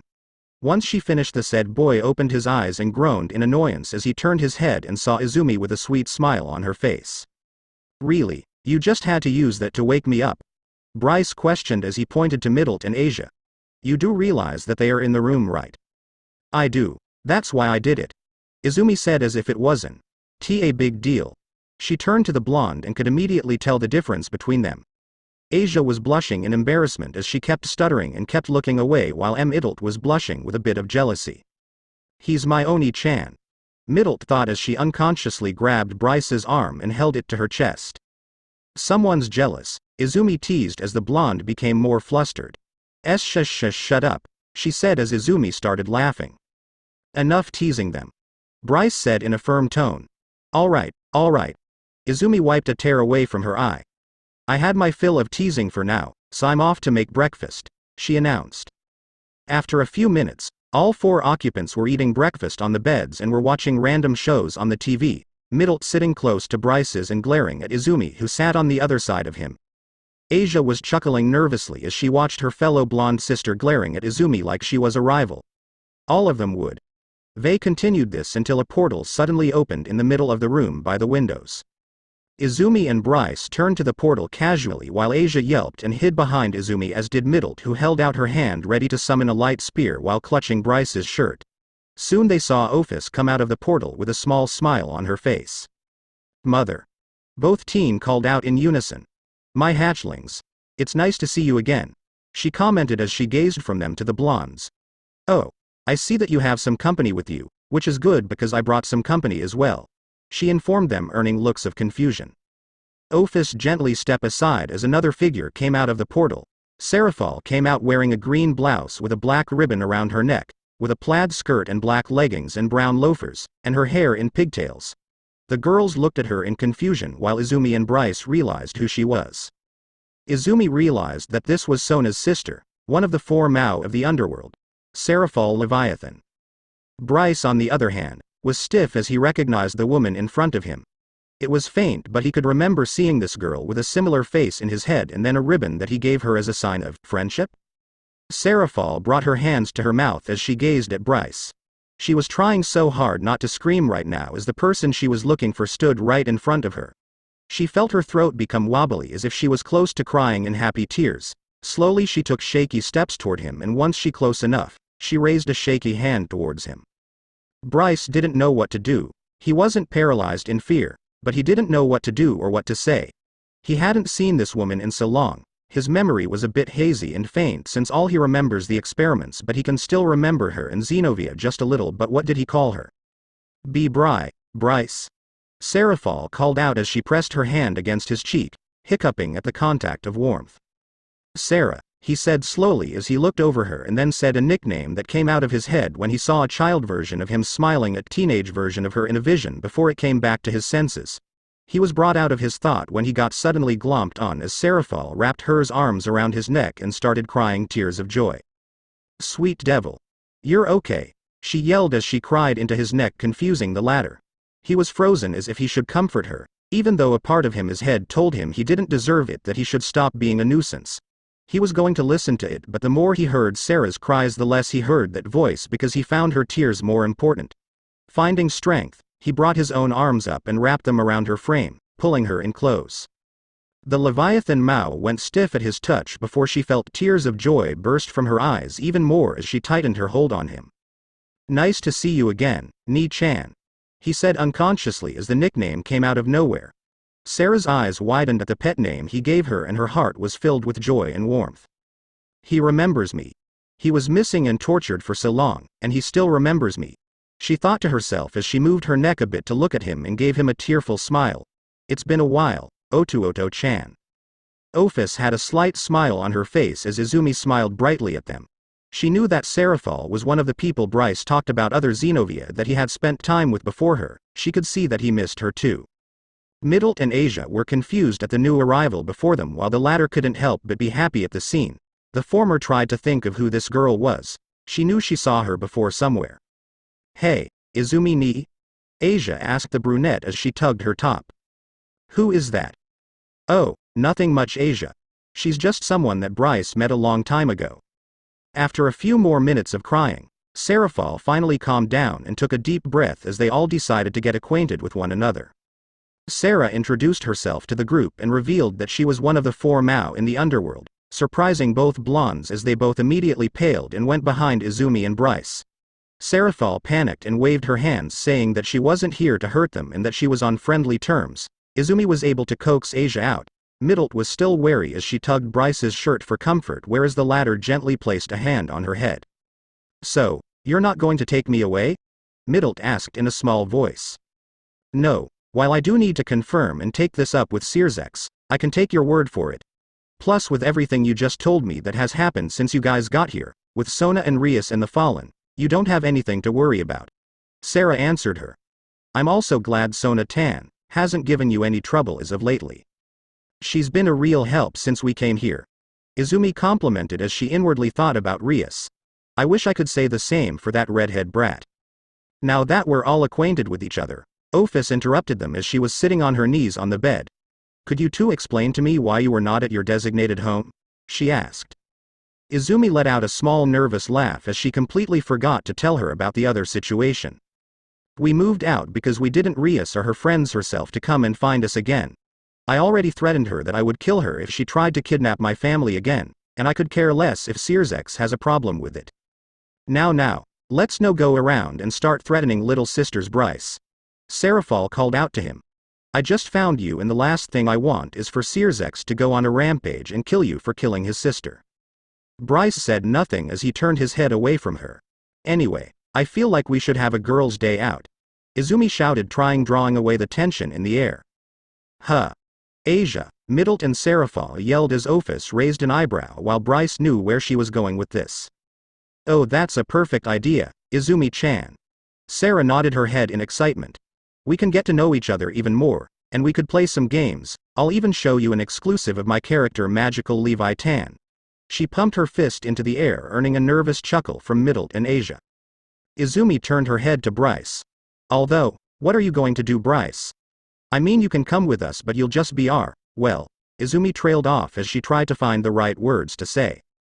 I don't mind if Oni-chan is with us. Middle voted as she turned her head away with a blush on her cheeks. Middle-chan, I don't think Bryce can come with us, Asia guessed. It's okay, you girls go on and enjoy your fun day, Bryce said as he patted Middle on the head, making her blush. I'm going to stay behind and keep scouting for a new house. Hopefully I can find one by the time you get back. Mother, would you like to come with us? Izumi asked the mature dragon goddess, who gave her a frown. I would love to, but I have other matters to attend very soon, Ophis told her as Izumi just nodded her head. Yeah, I get it, you are a busy woman. But maybe one day you'll have time to relax with us, Izumi asked. I shall. Sweet then, I guess we're all going out, Izumi said as Asia and Middle nodded their heads before Brunette led them to the bathroom and shut the door. Minutes later, all 3 of them came out in different clothes. Izumi was wearing a short-sleeved t-shirt and long pants with sneakers. Asia was wearing a blouse with a gray skirt, and Middle was wearing a short-sleeve hoodie with black pants and a bow wrapped around her neck. Alright, is everyone ready to go? Sarah asked them. Hi. Asia, Middle and Izumi voiced as Seraphol smiled before turning to Bryce. You sure you'll be okay on your own? She asked in a worried tone as the boy just nodded his head. Like I said, I'm not really going anywhere other than staying here, so yep, I'll be fine. Actually, I would like to have a word with you, my hatchling. Ophis suddenly spoke, causing Bryce to raise an eyebrow. Before he could say anything, the girls said their byes as they left the room, leaving the mother and son by themselves. As soon as the door was closed, Bryce's gaze became serious. What did you tell her? Ophi's expression remained neutral as she spoke to her son. I only showed her what you and Izumi have been through before I found you both, nothing more. Ophis informed. You didn't show her about my other half? He asked cautiously as the mother gave him a soft expression. I believe that is something you can tell her when you are ready. That secret is yours and yours alone. Ophis stated. Bryce let a small sigh as he brought a hand to his forehead. Still, I can't believe it. For almost a decade later, I see Seraphal again and yet, she doesn't see me as a monster. He said, but he didn't add the unspoken word. Yet, he remained silent as Ophis suddenly wrapped her arms around him and brought his head to her chest, softly stroking his hair. No matter what you are, you will always be my hatchling. You and Izumi both, no matter what you become, I will forever stand with you against the world if I must. Mom, he called out as his mother just tightened her hold on him, feeling nothing but warmth and love. You don't need to reconnect with her so fast, you both are entirely different people. It takes time for one to adjust, and I know you never liked change. Even though you adapt to it quickly, I know you never liked change and you're afraid to embrace it. Ophis explained. Yeah, can you stay with me please? He whispered to her before slowly wrapping his arms around her. I don't want to be alone right now. Ophis softly smiled as she realized that he wasn't acting, and he was being himself. Not acting strong in front of Izumi or Seraphal, right now to her after the revelation of Seraphal, meeting Asia and Middle and the problems with the redhead, it was all coming to him and he needed time to process. Of course my child. Ophis laid down with him as she kept him in her arms close. Bryce woke up an hour later as he softly groaned and opened his eyes, his gaze meeting the white fabric of a pillow. He sat up and looked around and saw that he was still alone, meaning that Ophis had left some time after he fell asleep and the girls were still out on their day. Letting out a small yawn, Iko got up over and looked down, seeing himself still wearing his shorts and gray t-shirt. He decided to change clothes so that when girls came back he could go and get dinner for them or he could call them. No, he just wait till they get back. Knock knock. Bryce raised an eyebrow as he heard someone knock on the door. Who could it be? It might be room service, or the cleaning people that usually fix the rooms. However, I was pretty sure I put the "Do Not Disturb" tag in as soon as we got here. He thought to himself. Not dwelling on the matter, he decided to get up and answer the door, but what he didn't know is that as soon as he opened it, he was in for a surprise. Grabbing the knob, he opened the door and gazed at the person in front of him, only for his eyes to widen in shock as he saw a familiar person in front of him. Hi Bryce. Rias introduced herself as she rubbed her arm with her left hand. Rias, he said as he gazed at the redhead in front of him. The same redhead that had threatened them, kidnapped and tortured Middle and knocked out Asia. What in the hell is she doing here, and how did she even find him? He was brought out of his thoughts as he saw Rias give him a nervous expression while tearing her eyes away from him. Is it okay if I come in? She asked in a soft tone. There was silence in the air as the boy just stared at the girl blankly while the redhead was getting more nervous and felt the situation becoming awkward, seeing as how she tried to kill him over the last few days. He could only think of one thing to sum up everything that had happened in the last few hours. Unbelievable. First, previous ch6 of 10 next. Chapter 7. Truth and Judgment. The room was filled with a tense atmosphere as Bryce glared at Rias with intense eyes. The latter could feel herself shrinking under his gaze. Rias knew that she was stepping into uncharted territory the moment she entered the room, but she never knew how overwhelming it would be. Why? Why are you here? Bryce started out slowly, his gaze never leaving Rias. I thought I told you that if you came looking for my family and hurt them in any way, I would kill you on the spot without hesitation. He said in a chilling tone, causing the redhead to shudder at the tone. That's not why I'm here. Rias argued as the former raised an eyebrow. I wanted to apologize. Apologize? He said as he raised his eyebrow. Really? Yes. I wanted to apologize for a lot of things, but I can tell right now that I won't be forgiven that easily. Rias deducted as the boy nodded his head. You're barely forgiven at all. He said in a cold tone that hurt her heart, but she remained calm in order to get through this. I'm at a boiling point with you and your group, threatening Izumi, kidnapping and torturing Middle and stalking us. You have a lot of nerve coming to find me. Though, I'm surprised it's just you since I don't see the rest of your group. Bryce voiced as he looked around the room. Or are they waiting somewhere to come and ambush me? He trailed off, but Rias quickly waved her hands. And no, that's not true.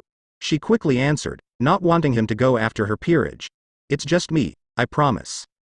Well, your promises are nothing but empty, he said, not wanting to listen to her mouth anymore. Don't come near me or my family again, leave. He grabbed her by the arm and was about to push her out until Rias quickly stopped him. No, wait, please, she whined as the boy ignored her. Get out. I'm engaged. Silence entered the room once more as Bryce froze in place and looked up at the Gremory with slightly shocked eyes. You're, what? I'm engaged. Rias whispered as she leaned herself against the door, taking a deep breath to calm down as the boy let her go. Meanwhile, Bryce was trying to understand something. Rias said she was engaged. Okay, yeah, big deal, but it was the way she said. She didn't sound like the girl filled with pride and arrogance. She sounded like she was defeated or at her worst. Engaged? At the age of what, 17? He asked incredulously as the older teen nodded her head. The hell? Please, let me explain. Rias asked as they were still standing at the doorway. The boy then closed the door and led the princess to the bed and sat her down while he sat in front of her on the floor. Izumi and the others were having fun as they all went to a mall that was about 3 miles from the hotel. They were currently in the food court as they enjoyed their lunches. Izumi and Asia were eating hamburgers, the latter following the former, while Serafal and Middle were currently in line to get food from another spot. This is so good, Izumi. Asia said as she enjoyed her burger. I never thought burgers would be this good. Izumi, humming in happiness, agreed with the young blonde. Well, you know, Asia, there are other types of burgers besides the plain cheeseburger. There are others? Asia asked in a shocked tone as the brunette nodded her head. Of course they are. There are tons of different types of burgers, like bacon barbecue, Reuben, BLT, and a whole bunch of other combinations, Izumi informed. That's amazing. Asia was filled with wonder at the knowledge of the American dish she came to know as the hamburger. If you want, I can always make burgers at home, the brunette offered as the blonde's eyes lit up in excitement. What? Asia stuttered as she heard her adoptive older sister say that she would cook her new favorite dish. You really mean it? Izumi hummed and nodded her head. Whenever you like. As the blonde proceeded to hug the brunette, the fallen blonde was talking with the Leviathan Mao as the former kept gazing down at the bag. So how are you adjusting? Adjusting? Middle asked in confusion. I mean living with Bryce, Izumi, and Asia. Oh, well, Middle trailed off before simply crossing her arms over her chest and let out a small huff. HMPH, they're not too bad, I guess. I mean, they are happy all the time and a bit noisy, but it just doesn't fit with me. Serafal simply gave her a wink as she gazed at the fallen. Now come on, I may act childish and have the well-endowed body of a sexy teenager. Serafal started earning a sweat drop from the younger blonde. Did she really have to pose for it? Middle thought to herself. But I am a mature adult who's just as old as Sir Z, and he's more of a siscon than I am. So, you don't have to hide your emotions, she finished. Middle let out a small sound as she stared at Serafal before turning down to the floor, and slowly her cheeks flushed. Well, I like them. I really like them. She stared as she released her arms and held her left arm and started rubbing it with her right hand. Azumi's a big sister and sort of a mother figure. Asia is sweet sort of puppy fused with human traits, and Bryce knee. She trailed off as an image of the said boy appeared in her head. Her lips curled into a smile as she thought of him. He's so kind. He's been treating me as a person and he sees me as a little sister. Even though he remains stoic expression on his face, I can tell what he's feeling, she explained. There we go. I got this gift for him, and she trailed off as she stopped rubbing her arm. I want him to like it, Middle said with a nervous tone. Serafal simply giggled as she lifted her hand and gently patted Middle on the head. I'm sure he'll love your gift, Middle-chan. Serafal reassured her as she continued comforting her. Do you think he won't? No, but. Abubup. Serafal silenced her as she pressed a finger to Middle's lips. No buts. That's all that you need to hear. If Bryce cares about you just as much as you do for him, then you know he will love your present for him. Oh, okay. Middle nodded her head as Serafal gave her a gentle smile. At the stand, Serafal ordered their meals as they paid for their food and stepped aside before hearing the name called and picked it up. Making their way over to Asia and Izumi, who the latter was listing off a bunch of types of burgers until they noticed the two coming over. Have you heard of the 72 pillars? Rias asked. Yes, I know about the pillars of Satan and I know about those that are still alive and who is extinct. Bryce answered. Well, my family, Gremory, just so happens to be part of one of those pillars. No kidding. Did she not hear me when I said that I know about all the pillars, including her? He asked mentally. And why is that bad? Your family is one of the original clans that was formed by the original Satan. If anything, that would basically have those who know you that are either lower than you or just blind idiots, lie at your feet all because your loyalty. He explained. And that pisses you off, doesn't it? Rias asked as Bryce's eyes narrowed at her words. The fact that your royalty doesn't, but your attitude when I first met you did. The way you basically threatened us and your body language, it was as if I was dealing with a spoiled brat, he stated. Rias felt her heart sting at the statement as she was about to retaliate but stopped when she saw his eyes, cold and harsh eyes that have no trouble with killing others. Keep your mouth shut. You came to me for help and you're already testing my patience by being here. Please give me a reason to throw you out. Sorry. Likewise, I need to keep a cool head. He apologized with a blank face, making the redhead sweat drop at his expression. He really doesn't change his expressions, does he? So, back to the question. Right, you were right that I'm royalty, but the fact that 40 of the 72 pillars are still alive and half of us were wiped out is not okay with the higher-ups. Meaning? Pure blood devils. Rias answered. Oh. Apparently the council thinks that current status of pureblood devils are at all-time low and are not satisfied with non-pure devils outliving them. So, they decided the next best thing.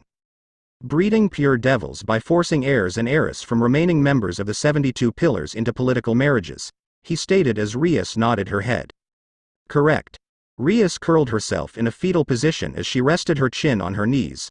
In order for the pure blood devil to regain their dominance over those that aren't, the higher-ups thought that pure blood devils should marry those that share the same blood, which forces us younger generation to bear it and have no say.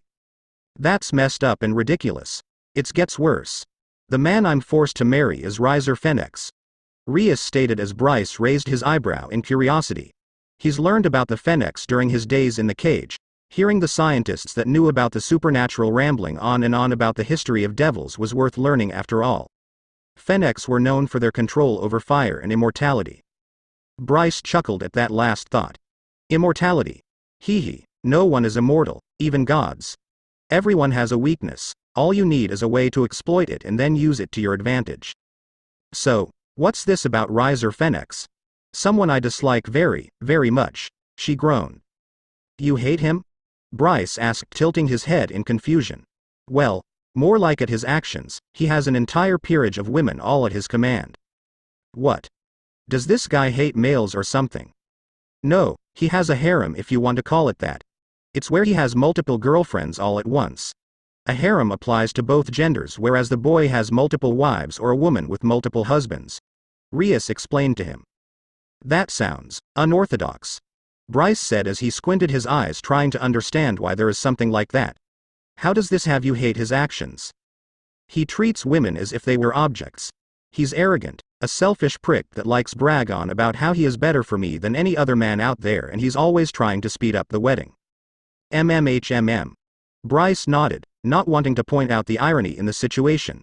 So, the man is driven by lust. Yes. Rias said, raising her hands up in the air. All he's going for is my body and does not love me for the way I am. She exaggerated as Bryce stated mentally the different similarities between the two. She's full of pride while he's full of lust. A winning combination, flippin' great. He thought before speaking. Didn't you ever talk to your parents about this, or maybe your brother since he's the Lucifer Mao? He asked as Rias gave him a frown in return. My parents agreed to this and so did Riser's. As for my brother, he couldn't help much since he no longer bears our family name, therefore it's clan matter. Are you serious? It's why I asked him and my parents to let me come to Kuo. I could form a peerage either before or at the time of the engagement so that I could fight my way out at the rating game. Rating game. A rating game is a match between two devils with a peerage. It's used as a way to measure one's strength in the Devil Society and where they stand. That's stupid. He commented. But then again, we humans have done more stupid things than any one other race in the universe when it comes to social media. He said, crossing his arms. Continue. I only have 4 pieces. My queen, Akano. My knight, Kiba. My rook, Kaneko, and my bishop, Gasper. Rias stated as she turned her head to him. But you knew that already. MMHM. I have a question for you, Gremory. Rias paused as she did not like the tone of his voice. Why yes, you said that you were looking for others to become your peerage members in order to beat Riser, correct? He asked as she nodded her head. So tell me, did you have someone hand a flyer that looks like this? Rias became confused at what he was saying until she saw the paper he had in his hands. Yes, that's the one. And you had someone hand these out to people you think have power in them? He asked, and the redhead nodded her head. Answer me this, you were planning on using this to get summoned by Izumi in hopes she was killed by the fallen angel, right? He asked, and her eyes widened in shock. Bryce was shadowing her that day. He shadowed her entire date and watched her best friend take care of the fallen before he went to take care of the ones at the church. He then encountered a familiar with a signature aura that belonged to Rias and was able to figure out what she was doing. You were planning to let my friend die to the point where you could revive her as some savior to her? He said as he stood up, and his eyes were filled with fury, and he slowly walked over to her. You, a redhead who was willing to play God and decided to put Izumi's life in your hands, and instead of going off to help her, you were willing to let her die and then resurrect her in order to get a strong peace so you could beat Riser?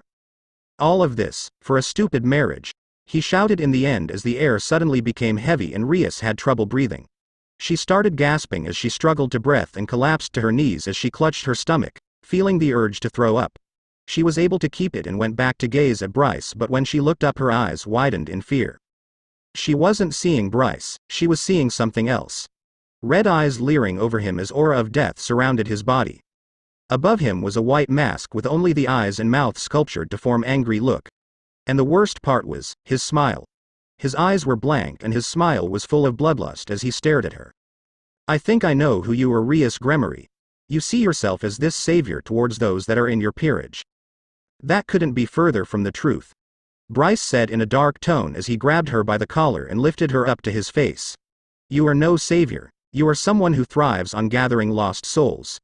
You find those who are emotionally or mentally damaged and use that to your advantage to gain their trust and loyalty. Think about it. Akeno, Kaneko, Kiba and Gasper, all just happen to be within your reach. Tell me, what have you done since you found them? What? What do you mean? Rias asked, only to get a dark grin in return. Have you helped them come out of their shell? Have you healed their mental scars? Anything? Rias's eyes widened in horror as the pieces came together. She was filled with guilt as Bryce kept ripping into her. No, you've done nothing. Absolutely nothing. All you done was coddle them as if they were fragile glass that were ready to break. Rias couldn't help but think about his words, remembering all her encounters of how she had found her peerage. That can't be true, can it? She thought as memories started hitting her head. Have I really done nothing to get through their emotional barriers?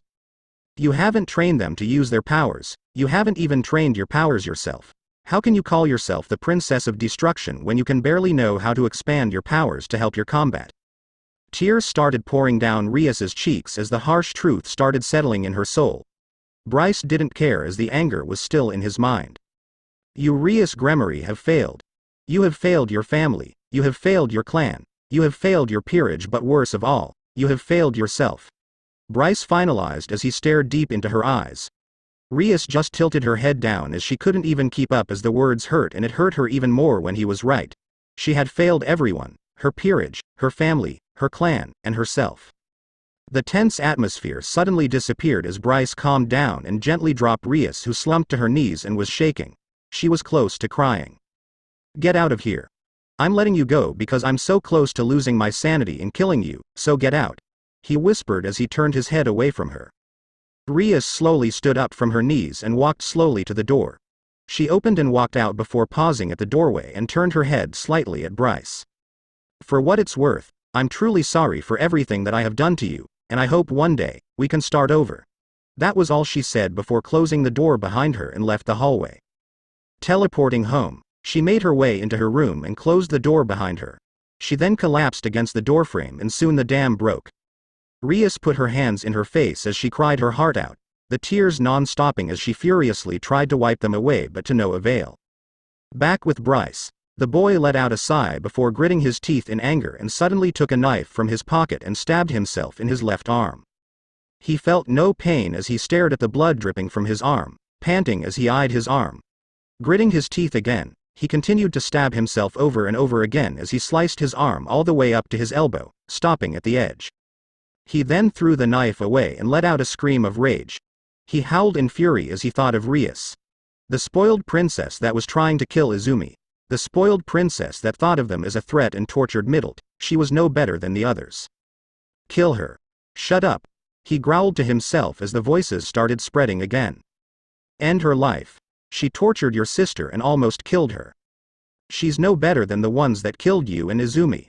She deserves to die. She must die. They all must die. Bryce growled as he sunk his own nails into his skull, trying to keep the voices from getting to him. After a few minutes, he felt them fade away and was able to hear his own thoughts once again.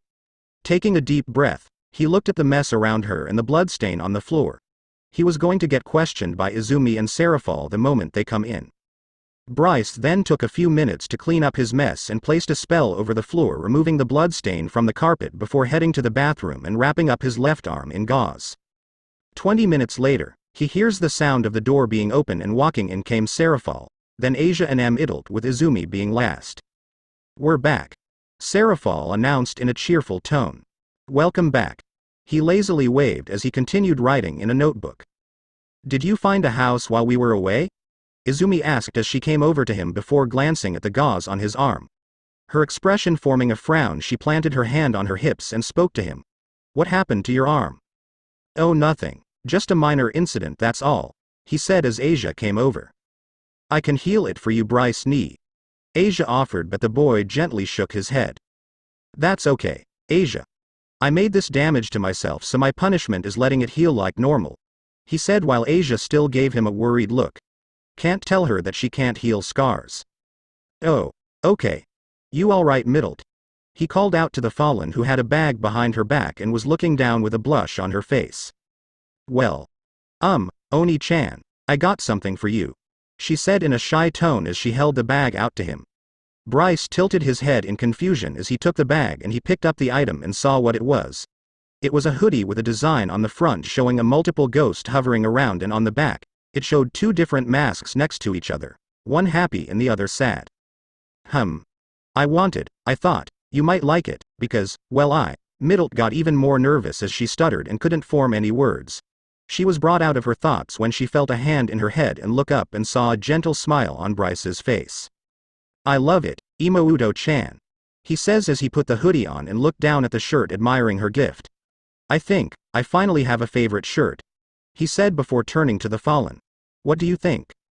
Middlet only stared at him before smiling brightly as she was glad that he liked her gift before jumping on him and gave him a hug, as the latter smiled and patted her back. Izumi and Serafal were glad at the scene before the latter decided to share what they had bought from the store, Asia as well as she joined in. Izumi, while smiling, was inwardly worried about Bryce as the scent of blood made its way to her nostrils. She also noticed how tense he was when they came in. Something happened while they were gone, and as much she wanted to ask him, she saw how happy Middlet was and did not want to take it away. So she decided to discuss it with him at a later date. As the day continued, the group stayed in the hotel for the rest of the day before they had to leave the next day and then go to their new house.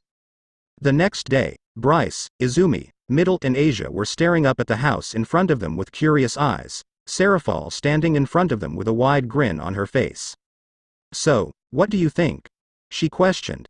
It's, Middlet stammered as she tried to form words, but Asia beat her to it. It's so huge, she said as Serafal smiled. It is. Before I left, I wanted to make sure that you all had a good home to live in, she said as she gazed at her Bryce and gave him a wink. That, and so I could check in on my little brother whenever I can. How caring. Bryce commented. For some reason though, I feel like that she made this so I could never leave her sight. My sister and I wanted to make sure you wouldn't disappear on us again. A new voice entered the fray. Turning his head to his right, he saw Sona staring at him with a stoic expression. Sona-tan. Serafal shouted as she gave her sister a hug, much to the latter's embarrassment. See, cut it out. She struggled to get her sister off of her, but it didn't work. Well, at least we know what makes the president all flustered, Izumi stated before giving a mischief grin, and suddenly she was leaning against Bryce's back and had her chin planted on his shoulder. Do you agree, Bryce? She teased him, but it did nothing as the boy just gave her a blank stare. Get off of me. Get away from my Oni-chan. Middle shouted as she sprouted her wings and flew behind Bryce, separating Izumi before wrapping her arms around him and gave the brunette a pout. Ha ha ha. Too easy. Izumi commented as Middle gave a huff and looked the other way, with Bryce just staring into space as Asia chuckled in a sheepish tone. Alert everybody, right this way. Serafal guided them inside. For a few minutes they surveyed the house as the blondes found it amazing, as did Izumi, while Bryce felt foreign to it, seeing as how he was used to living in small places. The place had 2 living rooms, one for the front and one in the back, with a dining table, a kitchen and laundry room, and bathroom that was all on the first floor. The second floor had 4 medium-sized rooms, and 2 bathrooms. The third floor was just a huge room with windows in the middle leading to the roof. So, what do you guys think? It's amazing, Sarah-chan. Asia commented as Izumi nodded her head. I agree. This is the biggest house I've ever lived in, she added, while Bryce gave his own opinion. It's nice and foreign. It's so weird being in a bigger place, he said as Serafal chuckled and lightly pinched his cheek. Well, I'm glad that my little brother likes it, the older Citri said as she took out a pair of keys and took out his hand before handing it to him. Now, as of this moment, this place is your home. Agreed. Sona added, as she gave him a gentle smile. If you need help moving in, just let me know. I can get some of my members to help if you want. That would be great. Izumi thanked as she went towards Asia and Middle and placed her hands on both of their shoulders. Serafal turned to Bryce and gazed at him with a soft smile. Well, duty calls. I'm needed in the underworld for another meeting. She went up and gave him a big hug. Just call me if you need anything, okay? No promises, Ni-chan, he said as the girl giggled and let him go. Sarah then turned and gave her sister a gentle hug as well. Keep an eye on him for me, will you? Of course, someone's got to keep our brother on track. I won't let anything happen to him, Sona said as she released her sister. A rune appeared under Serafal as she was about to teleport away from them. It was nice meeting you all, Middle-chan, Asia-chan and Izumi-chan. Take care, she said as the trio returned the gesture. Thank you, Serafal-sama. I hope we get to hang out again next time, Middle commented. Soon Serafal sunk into the ground as she disappeared from her spot, leaving the group, and now it was just them and Sona. I guess I shall make my leave as well, Sona said as she readjusted her glasses. We all have school tomorrow and I will be happy if you both came back tomorrow, as well as our new students, she said, turning her head to Middle and Asia. I look forward to seeing you both. See you tomorrow. Sona then excused herself as she went through the door and closed it behind her.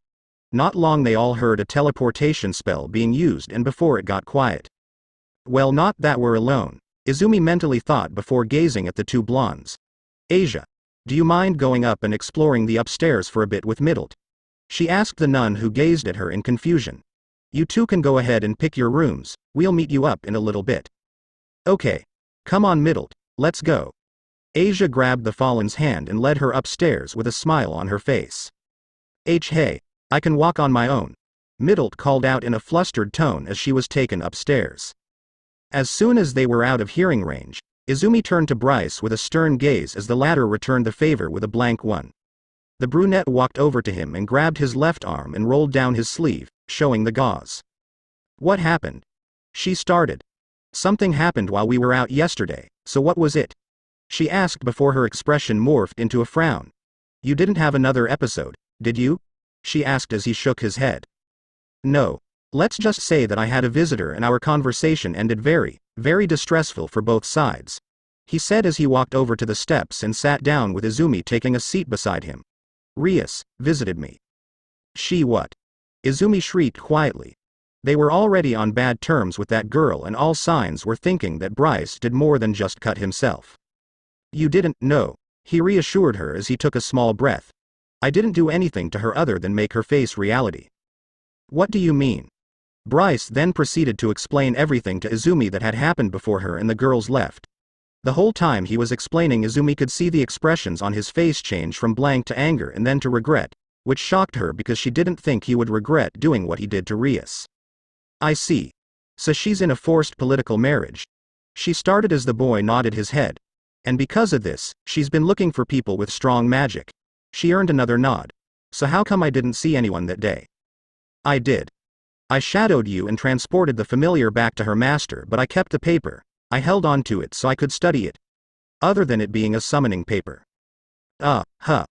And then afterwards, you not only got angry but you ripped into her about not just what she did to us but what she hasn't been doing to her peerage and how it had affected them and her. I didn't just do that, he admitted. I was this close to killing her for such a petty reason, and I had half a mind to, but instead I channeled my anger into leveling her and telling her the harsh truth before dropping. Once that was done, I told her to leave because if I hadn't I would have killed her right then and there, he finished. So, your arm? She gazed from his eyes to his left arm. Was on me because I was angry at her for it all, but I heard the voices in my head, urging me to kill her and then start going on a killing spree. I had to hurt myself to keep it from getting stronger. Izumi showed worry on her face as she placed a hand on the arm and brought to her lap before placing both hands on his arm and a small glow of white covered his arm. Why didn't you just call me? Because I knew that you and girls were having fun and I didn't want to ruin it. So I just sucked it up and deal with it on my own, he said, earning a sigh in response. As much as I want to reprimand you for doing something so stupid, I do appreciate that you for thinking about us first, Izumi said, grateful for Bryce wanting to let Asia and Middle be normal girls and have fun, herself included. Reaching over, she pinched his cheek in a playful way. Sometimes, you're such a good boy. Alright, enough of that, he said as he reached to get Izumi's hand off of his face. Why, you look so adorable when I do that, she said as she decided to play with both of his cheeks. Bryce had a tick mark on his forehead. Izumi, he growled as he was about to speak until Middle and Asia came back and saw the scene between the two. We're back from exploring, Asia shouted, still holding Middle's hand, the latter blushing a bit at the sisterly affection. Good. Hey, do you want to join me in teasing Bryce-chan? Izumi said as the boy tried to remove her hands from his face. Don't you dare, he said, but the brunette ignored him. If you do, then I'll make your favorite dishes for dinner and you can decide what movie we get to watch for tonight, she stated. While Asia was conflicted on whether to join in, Middle had no problem as she immediately dove with her hands reaching for Bryce's face. Surprise attack. The fallen shouted as she tackled Bryce in the chest. Ow, Middle, he said but couldn't move as Izumi kept his arms bind and Middle squeezed and pinched his cheeks. He looks like an angry teddy bear, Middle said in surprise as Izumi laughed at his expense. I'm joining too, Asia said as she wanted in on the fun, as Bryce inwardly growled at Izumi for starting this mess. However, he was happy that both girls were having fun and started acting more comfortable and open about their emotions. Izumi, however, was thinking differently. Inwardly, she was thinking something else as she felt her heartbeat start running faster than normal. What's going on?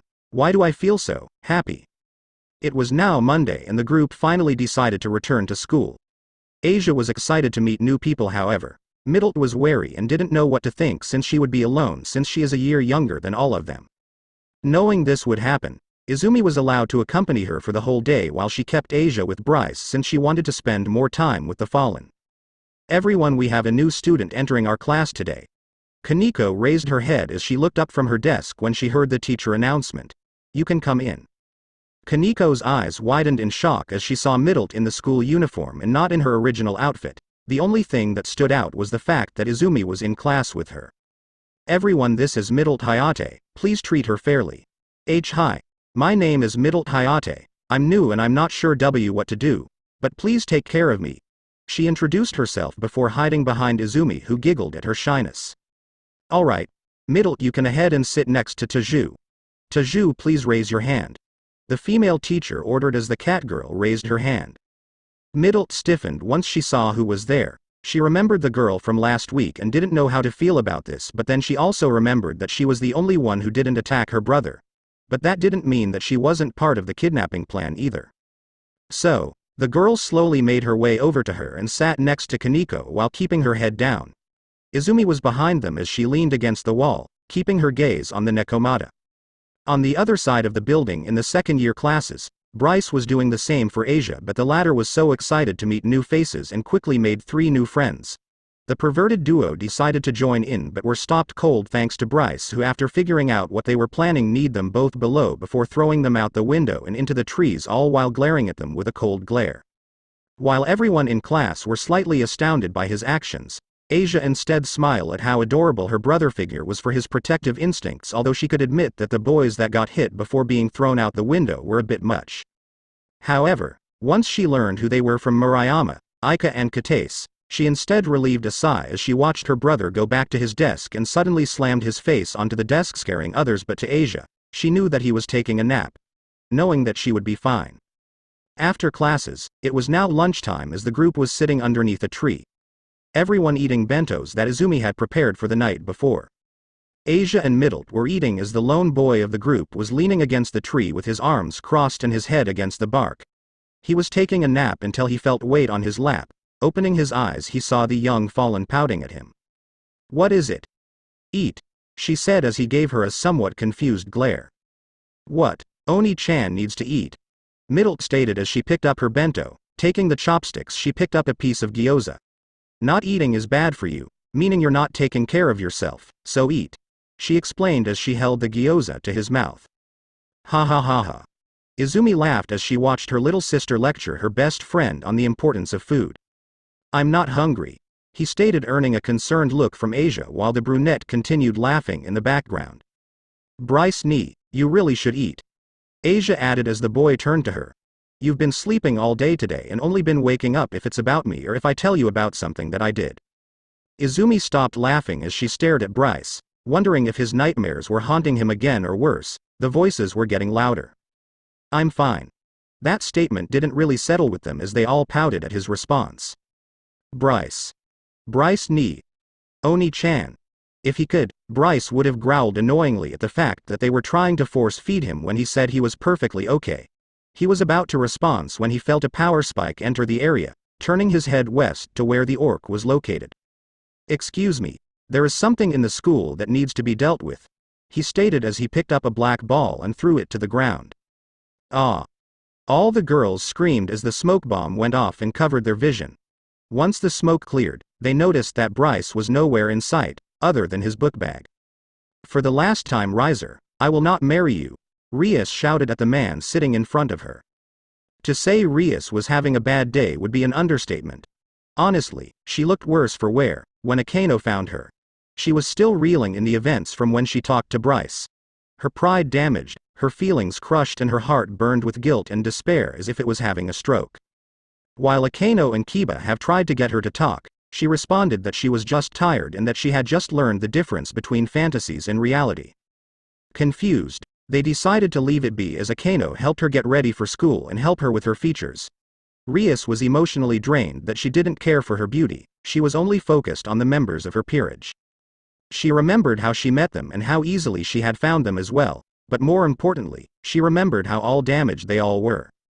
Akano, with her hate for fallen angels and her father, Kiba with his hate for the holy swords and the loss of his comrades, Gasper for his vampire attributes and powers, and Kaneko who was betrayed and was thrown to the wolves after her sister had left her. They all had only fallen into her lap because of her older brother, who spoils her more than her parents. As the day went by, she's been going through the daily activities like normal, but she still had felt guilt weighing her down about the truth to her peerage about her marriage. While they all have met the man, no one other than Akano and Sona had known that she was his fiancée and was being forced to marry him. So, she wanted to tell them the truth and discuss with them on how she was going to change, but all that was put to a hold when her brother's wife, known as Graphia Lucifuge, teleported in the club and had an announcement to deliver. Rias could not have been more stressed out when she was told that Riser was pushing the wedding date to come at a faster arrival, and as if God or Satan was laughing at her distress, the said man appeared a few minutes after Graphia appeared. Which leads to the events happening right now. Dear Rias, you know that they have no right to be selfish. The status of purebloods will soon be thinned if we do not act, therefore the marriage between is needed to keep the bloodlines pure. A blond man with blue eyes said as he had an expression full of arrogance planted on his face. This young man was Riser Phoenix. A young man who believed that his family was more powerful than the other clans thanks to their unique ability, the myth of being immortal. Thanks to that, Riser was so egotistic and arrogant that he believed that he could get anything he want. He wasn't even fazed by the glares he received from Rias' peerage, all the while Graphia remained neutral and observed the whole ordeal. Are you willing to tarnish your family name for a ridiculous tantrum? He countered while smirking at her. Rias gritted her teeth as she looked away from him. No, I am not, she whispered as the blonde man let out a grunt of satisfaction. Then, you should marry Riser, since there is no one more suited than me. But that doesn't mean I will submit to you. The redhead growled as she glared at the man in front of her. Not now, not ever. Riser shook his head as his expression started to become filled with annoyance. Dear Rias, as a member of the Phoenix, Riser has had enough dealing with your games. Therefore, you shall be taken back to the underworld to marry me by force, he stated as his hand emerged in flames. Even if it means burning your peerage to ashes, he stated as he pointed towards Rias's peerage. Graphia was about to step in and stop him when Riser pulled his arm back, but everyone was confused when they saw Riser struggling to move. What is this? I can't move, Riser stated as he tried to move his body but could not. As everyone tried to figure out what was going, Ria's eyes widened as she saw the small threads wrapped around him. Wait, but that belongs to. Now, there's no need for violence.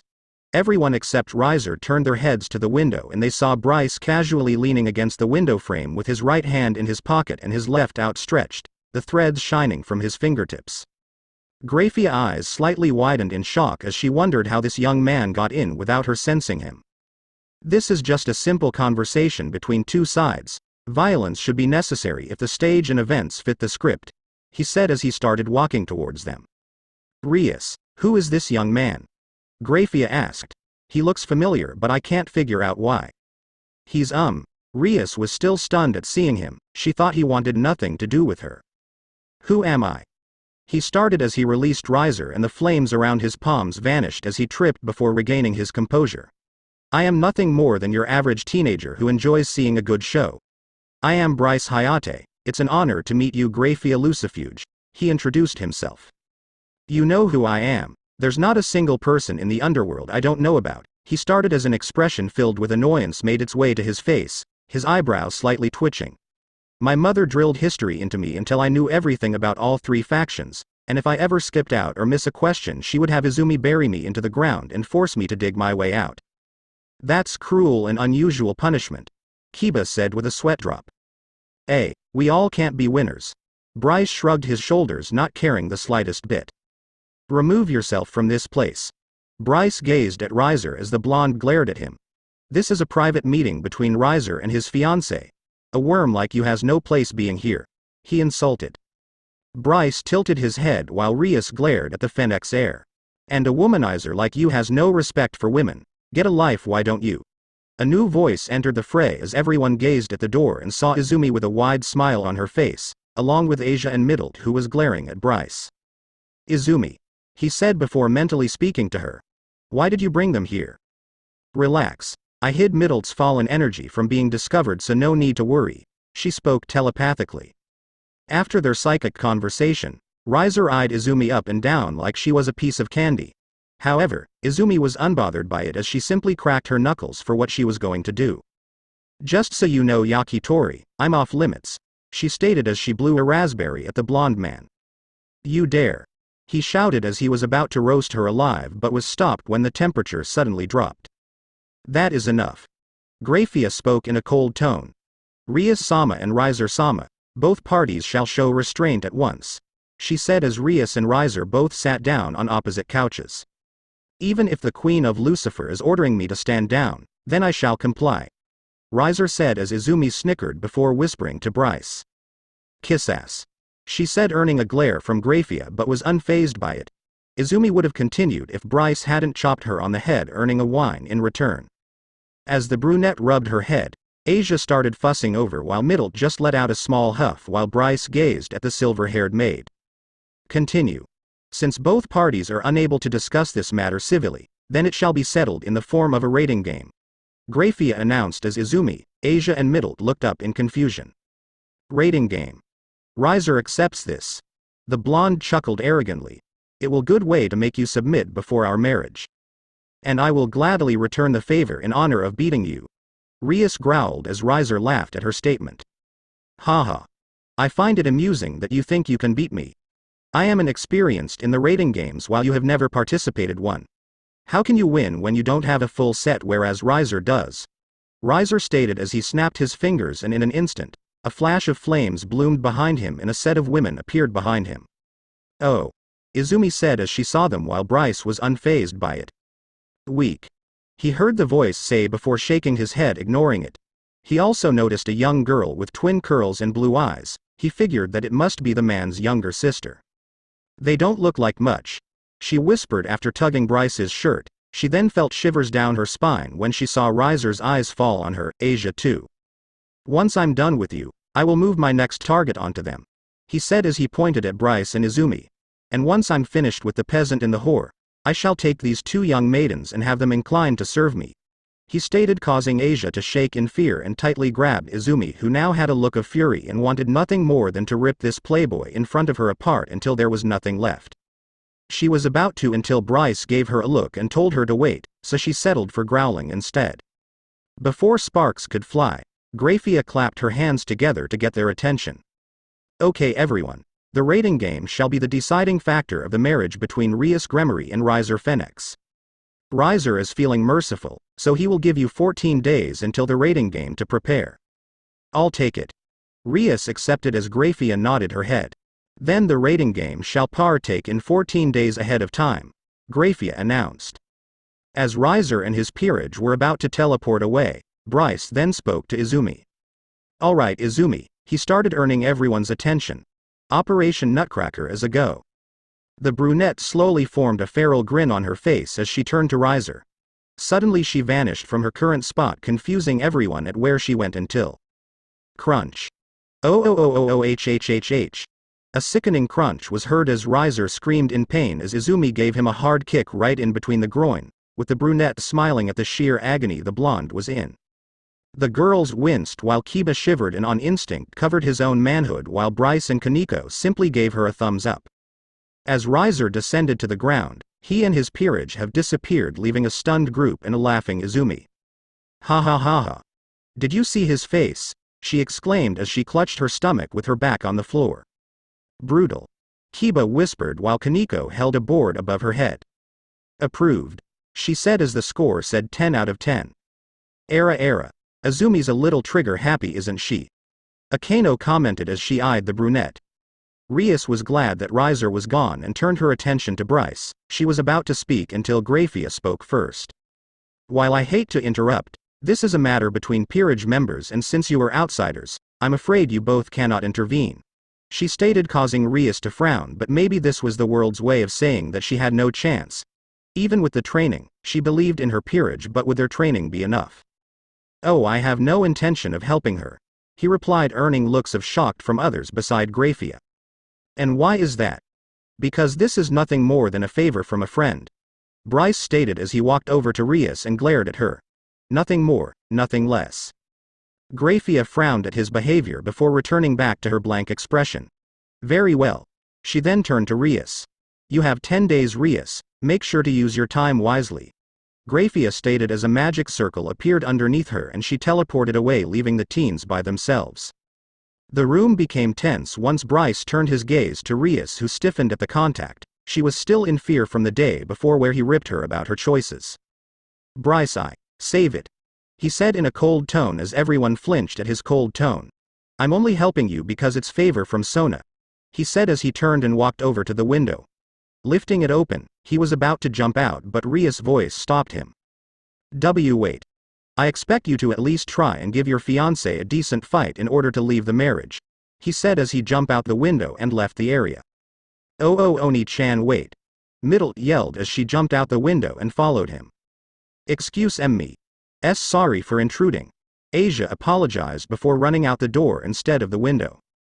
"That jerk," Kiba growled as he clenched his fists.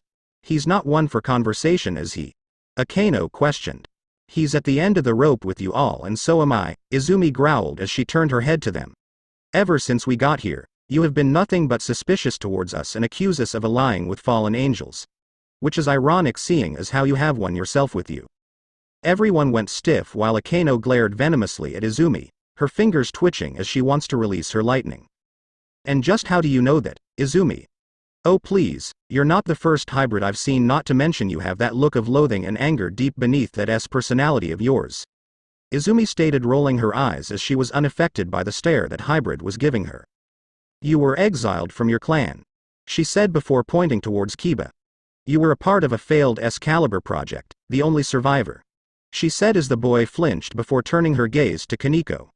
You were used as a scapegoat for Kuroka's crime against your old king, she finished as her eyes landed on Rias. I'll be honest, Rias.